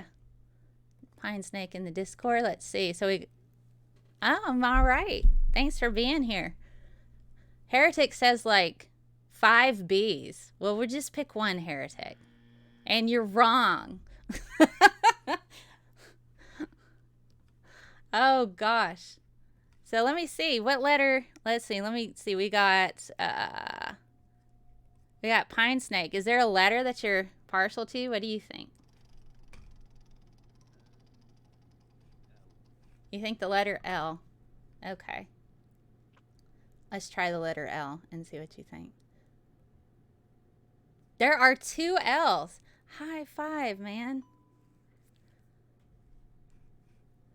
Let's see. I'll use Sir Marvin Manister in the side chat with an A. Well, we got to buy an A, Sir Marvin. All right, Peter, you're awful quiet. Do you have a letter? My favorite one is C. It's the first letter of the word I get called a lot by friends in the UK. Well, boo. That's a...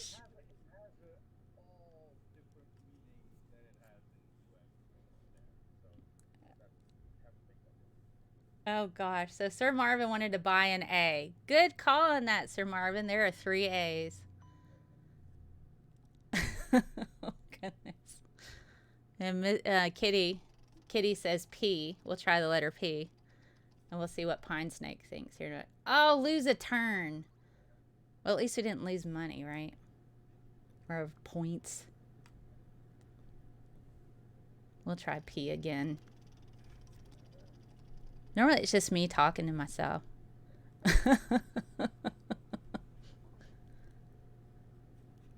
Oh, I'm sorry. What did you say, Pine Snake? I do. It's all right. You know, it's when I start responding that I might have problems. Start answering myself. That's true. Alrighty. Let's see. Pine Snake, have you got a letter you want to use?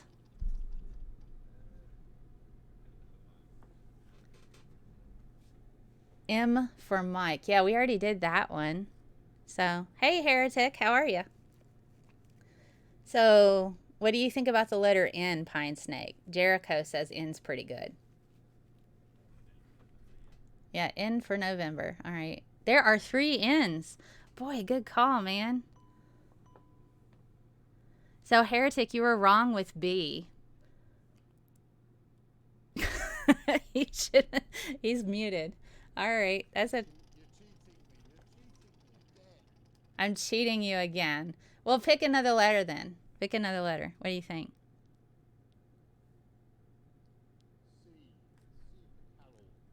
We already did that one. And there wasn't a C. What do you think of the letter R? Nether thinks R. I think Erickson should go with W for Wi-Fi. This Heretic W for Wi-Fi. You both are wrong. It's not there. All right, we'll try R. Nether says R. We'll try R next.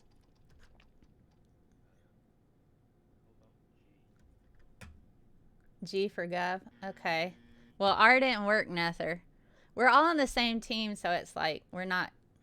Everybody gets points. We'll try G for Gov. Govna, right? Shall you do the accent? No G. Boy, this is hard. And Ann said G too. Mr. Shadow Kitty thinks D. What do you guys think? You think D is going to be up here?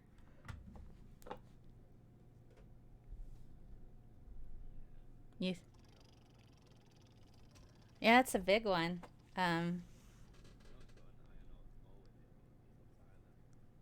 Yeah, we got some money though. There is 1D. 1D. Good job, Mr. Shadow Kitty and people on Discord here. All right. Is it entirely stupid if I say that you forgot what the 34? No. You know, last time I played this game, I write these like the same morning that we play them, and I forget my own words sometimes. So don't feel bad. So let's see. Brian Stevens, Nether, and Doorknob Head all say the first word is sensational. What do you guys think? As do you think? Sensational headlines. Shall we solve, or do we want to try to get more money? What do you guys think? May as well get more money? Okay. We'll try that. So since we think it's sensational headlines, lose a turn. Well, you know, we'll just take another one. It's fine. Wait,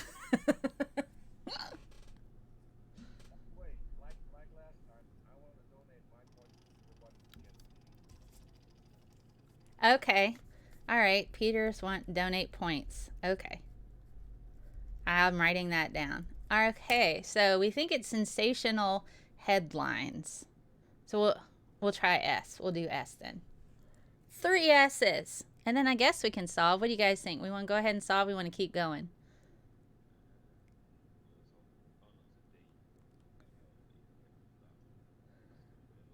Yeah. I think we already picked D. We already did D. It's all right. Yep, it's all vowels. Sensational headlines. Good job, guys. Woohoo.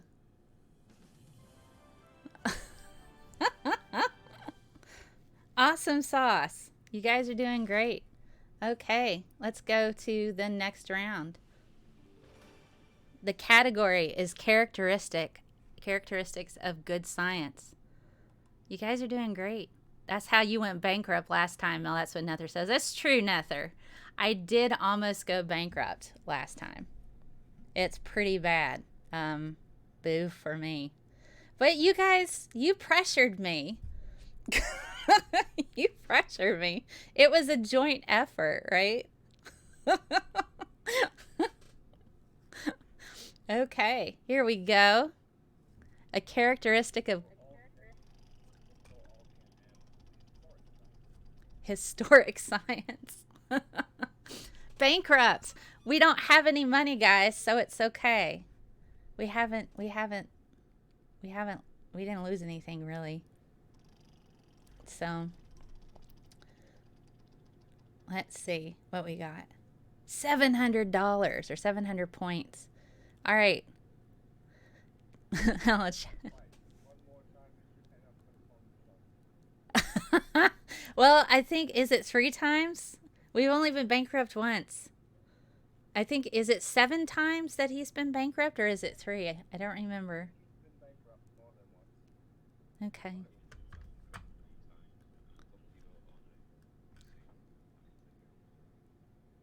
Okay, fair enough. Kitty says R. What do you guys think? Should we go with an R? Yeah, that sounds alright. Yeah, why not? We'll roll with it. There are 2 R's. Good job, Kitty. Good job. All right. Nether thinks D. All right, and then we'll have you guys pick something. So, Heretic, get ready for a letter here in a minute. We're going to do D, and then it's your go. No D, Nether. Boo. Okay, Heretic. Are you still around? Yeah, I would love to say a B, but I'm gonna go for a C. You're going to go for a C. For charity. There is one C. Good job, Heretic. Okay. So far, we're doing pretty good. I see Jericho D says the letter P. Let's try that. And then I'm going to call him Pine Snake to pick a letter. There's one P. What do you think the first word is? Control. You guys think it's control? You think it's control group? Well, we only have 2,400 points. Certainly, or $2,400 that are not real. But points matter, right? We get stuff with points. That's right. All right. What do you think, Pine Snake? What letter you want to go with?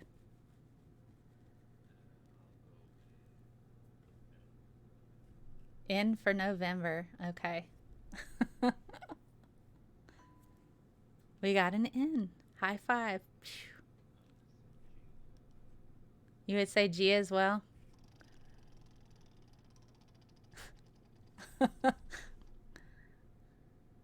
All right, we'll say G. And then Brian Stevens. Yeah, so Ann Curie says G. And good job, Ann. Good job, Pine. You want to go for a B? You are biased, Heretic. You are biased. I'll get something that sounds like B. P. How about that? Brian Stevens says P. And everybody says control group. Mr. Shadow Kitty got the N down too, so that's good. We already said P. Yeah.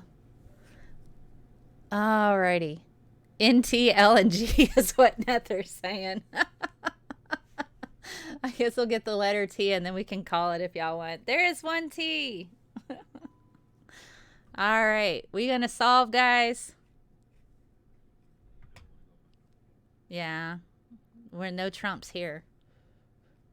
Right. Control group. Yay.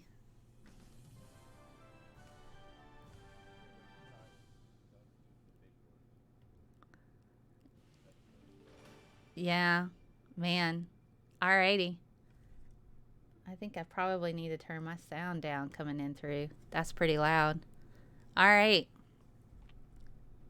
Actually, I don't think that helps. Never mind. Okay, so a seductive characteristic of bad science. Ooh. Peter, what letter do you think?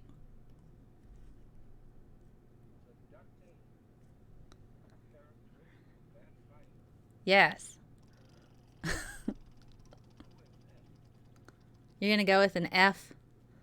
Bo said F earlier, as in ketamine. Like, okay. There is one F. There is one F.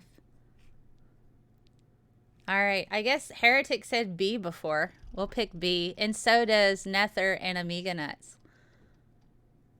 Heretic, Amiga Nuts, and Nether. The letter B. We'll give that a go. See, you're wrong again, Heretic. What are we going to do with you? Oh, goodness. All right. I guess we'll spin again. Pine, what do you think? What letter do you think? An S? Bankrupt! Ugh! Crap. Well, at least we only lost 400 points. I get so mad going bankrupt. I wouldn't do great on Wheel of Fortune. I might swear too much. See, post 9. Well, we said... What letter did you say? Pine? You said what? S for Sierra. Okay, thank you. I was putting my head next to my microphone thinking I could hear you better there. I don't know what's wrong with me, so it's fine. Post 9, how are you? Post 9's here. They say the letter D. And we got an S for Sierra, so that was good. Good job, Pine. Alrighty, we're going with letter D. No D. Dinah Cat Loves Me says T. Gonna give that a go. Anybody have any ideas yet? You think it's false something? Bankrupt again. Okay, we're Trump now. Oh, we lost a turn. Okay, we lost a turn. We're not bankrupt yet. We haven't turned Trump yet. Okay.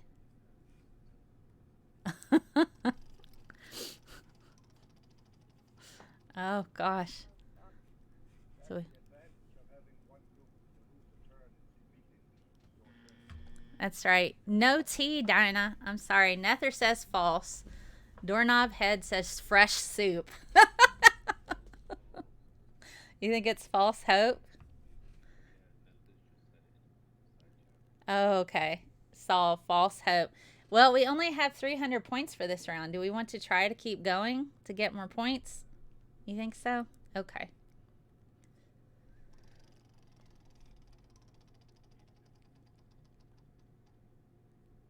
Okay. So let's see. Doorknob Head says false data. Lesty McButts here says false hope. Say false data.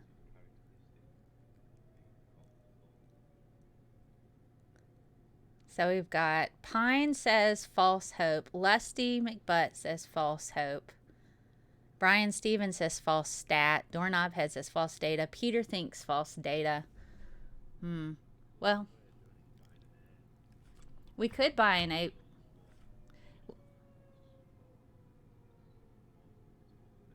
See? We're sciencing this. Well, we already... I think we... Did we spin? We already spun. So let's pick a letter. What do you guys think on a letter? Nether says L. Y'all want to try L or L? Okay. Okay, so now we're going to try to buy a vowel. We'll buy a vowel by letter A. There's just one A. So it's not false data.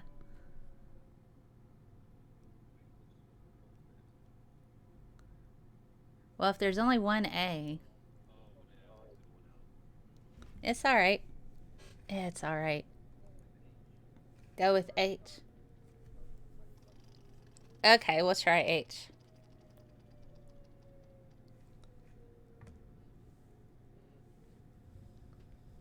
We'll try H. There is one H.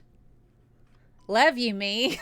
Native Atheist. Is that Mel or is that me, Mel? Well, thank you, Native Atheist.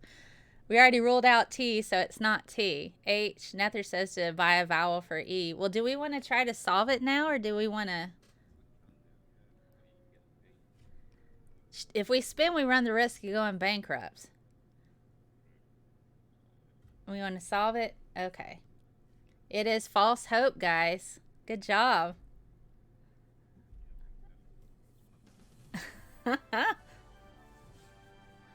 False hope. All right.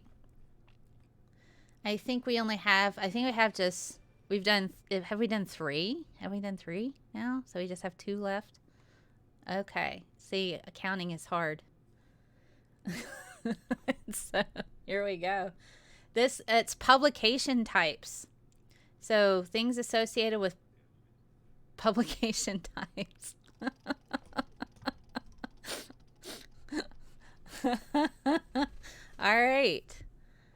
Publication types. What are we thinking? You thinking R? Peter says an R. There's no R. Boo. Boo. I don't like the sun. That symbol, I don't know. Seems very jarring. The big old X coming at you going, I don't like that. It's all right. Let's see. What do we think now? Nether says H. I think that's Nether's go-to. We know Heretics just always going to pick B. No H. So it's publication type. So it's things, it's all stuff from the talk earlier. Jericho D says, I want a P. So we'll see if there's a P there.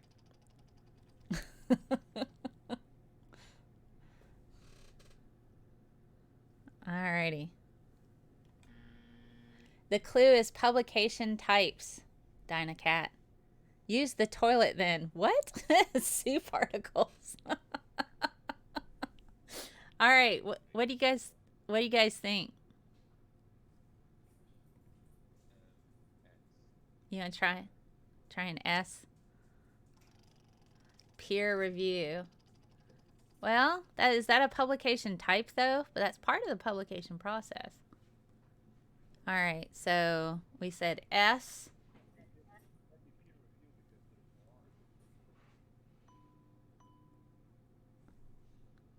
Okay, so there's 2 S's. Leslie McButt says N. Let's see.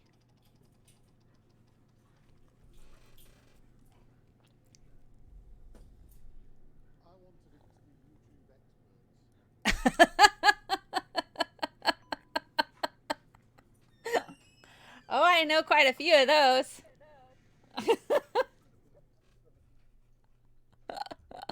YouTube experts. Yeah.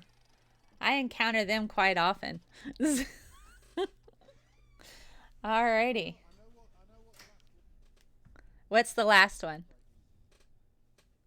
Analysis. You think the last one's analysis? Okay. Is it data analysis? Well, we've spun.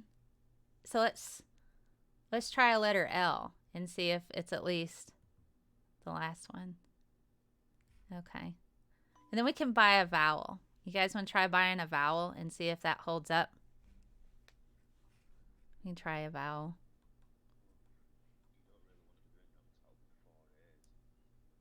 Well, it won't cost us 4. Yeah, it just charges me once. So there are 3 A's. So it's not data analysis. Let's see. Dinah says we should try a T. I guess we could try a T. There's 1 T.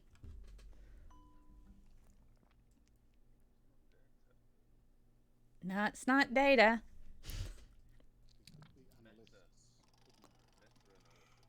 Meta-analysis? Well, then, I guess we would try the letter M then, if that's the case. Mr. Shadow Kitty says meta. Is it meta or meta? I don't know. I say both. Meta-analysis, I guess. Well, do y'all want to solve it? Tony says FUTA analysis. There's an M there.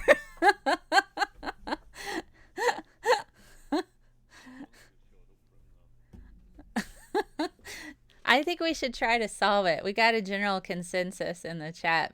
Meta or meta. Meta is in metal. Okay, solve problem. Yep, it's meta analysis. Yay! We're almost done, and then I'm going to look at all the points. We're doing pretty good. We're racking up more points than we did last time. Something politicians and bad science have in common. This is a big one. This is the last one. Something politicians and science and bad science have in common. Alrighty.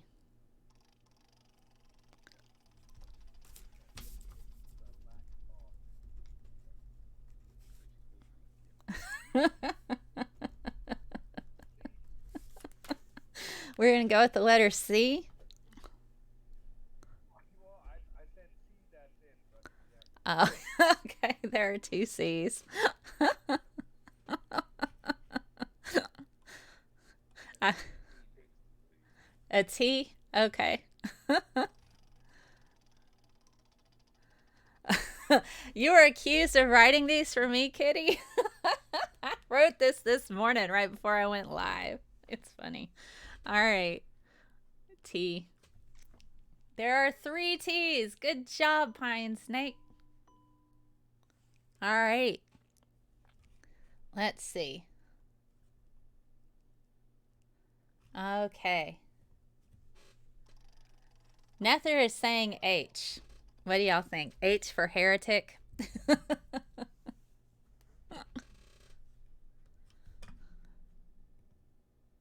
There is one H. Post 9 says S. I definitely want a B somewhere in here now. I definitely want a B.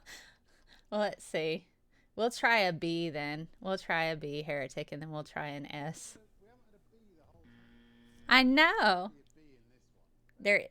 There isn't. You got the big old red X and it screamed at you.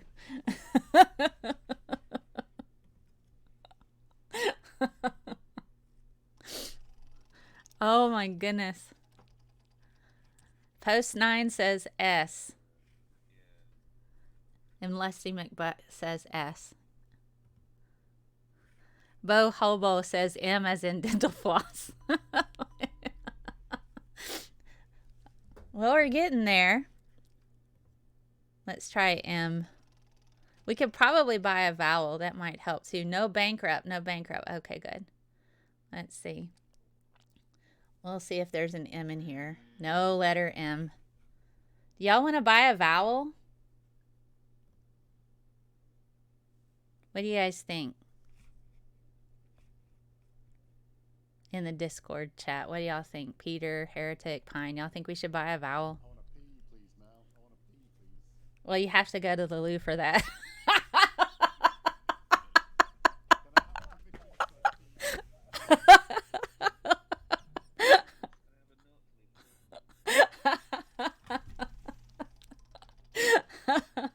Oh, that was perfect. Let's see if there's a P. No P. Oh, gosh. All right, Jericho says the letter N, and Nether says G. So I guess we'll try N, and we'll see what's going on with that. Gosh. All right, the letter N. There are 3 N's. Yay.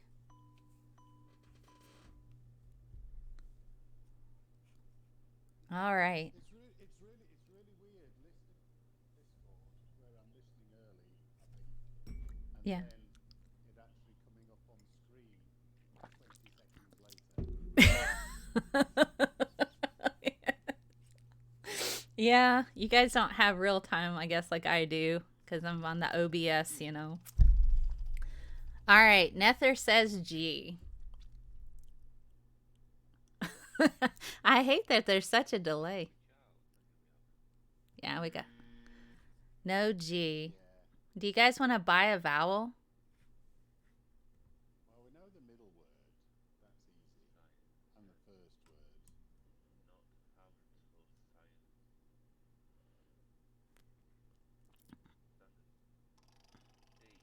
D, a letter D. Yes. Okay. Lose a turn. Boo. Not held to science standards?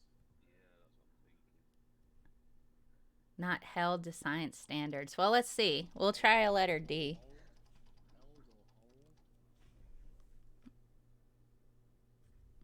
Held or whole? All right, letter D. There are 3 D's. Wonder Lady says R. Okay. 5,800, guys. I think this will be probably the highest points game in, like, we've had. Buying an E? Okay. We can buy an E and C. So Wonder Lady got an R. Good job. All right, so we'll buy a letter E. There are 3 E's. Woohoo! What do you think? Let me see what the side chat is saying. Yeah, something politicians and bad science have in common. Not held to scientific standards. Yep. Let's see. Let's see. We're going to solve it. And that's correct. Not held to science standards. Awesome. I'm sure there would be plenty of religionists that would disagree with you. 18,800 points, guys. So everybody in the side chat, say hi so I can write your name down and give you points on Streamlabs. We've got Bo, Nether.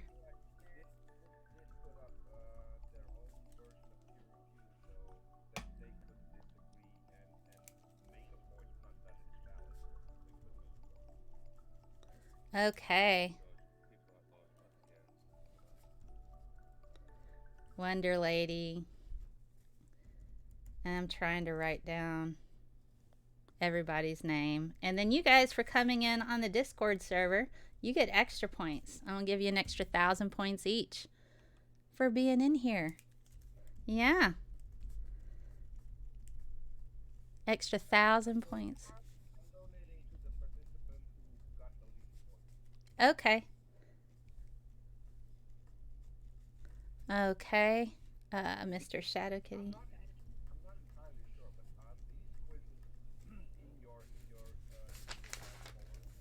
They're not. There's links to it. I put it in the side chat. But people can access it just by clicking in the link.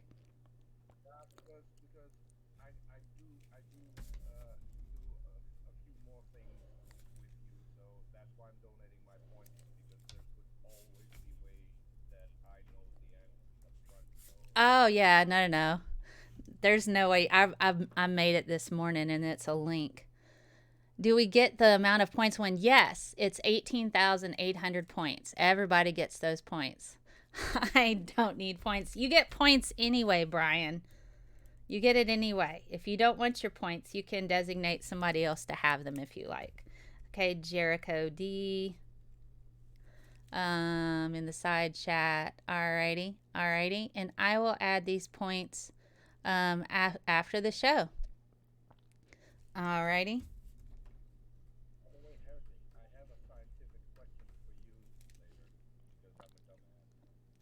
Oh, goodness. Oh, good. You're going to ask me a scientific question. I hope you're looking forward to being disappointed. Oh, my goodness.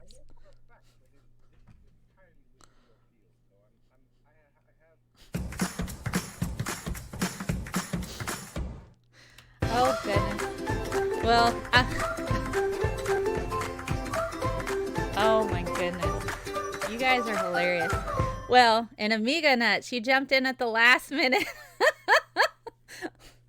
Where were you, Amiga Nuts? I didn't hear you. Okay, it's all right. Okay.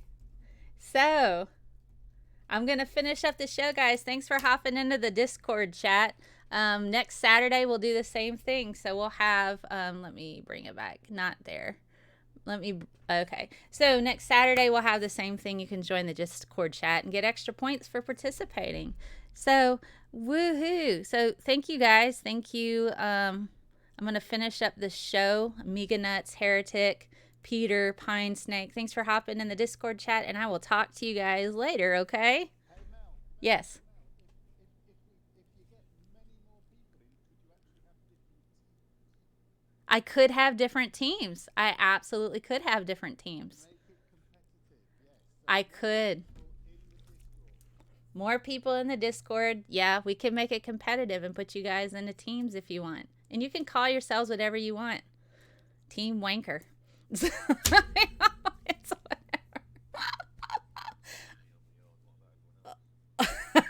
Oh, goodness. Who's in that?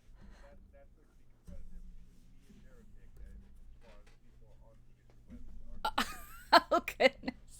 Well, you can come up with your own names. You can come up with your own names.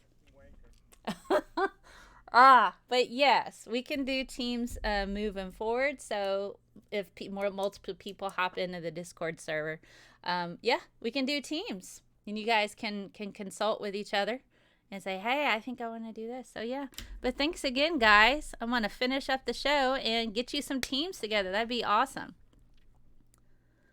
Talk to y'all later. Bye.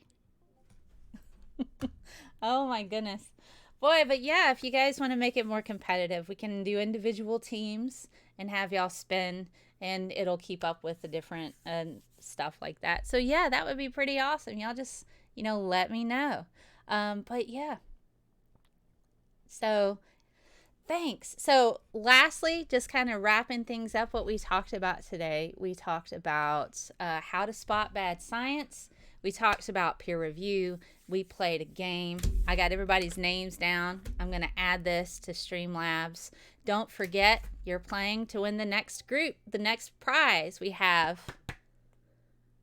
personalized limited edition postcard, where I will fill that out, personal note for you. A mug and something from back here I'll throw together and send to you, some swag. So, I'll just end with Mr. Rogers this time. I think my Mr. Rogers book fell down. We're way over on when we normally do, but this was a lot of fun. You guys stay safe, wash your hands, wear masks, check on people that you know are immunocompromised, and your elderly folks in your family. Take care of each other. And so I will see you next week, 10 a.m. Central, for the Science of. If you have ideas for topics, hit them up to me on my Discord, and I'll put you through. You can find me scientistmel.com, my website. That's underneath. You can find me on patreon.com/ScientistMel. Not begging for money right now, guys, although I am grateful for my patrons. They help me keep the lights on, so I appreciate that. And super chats, thank you.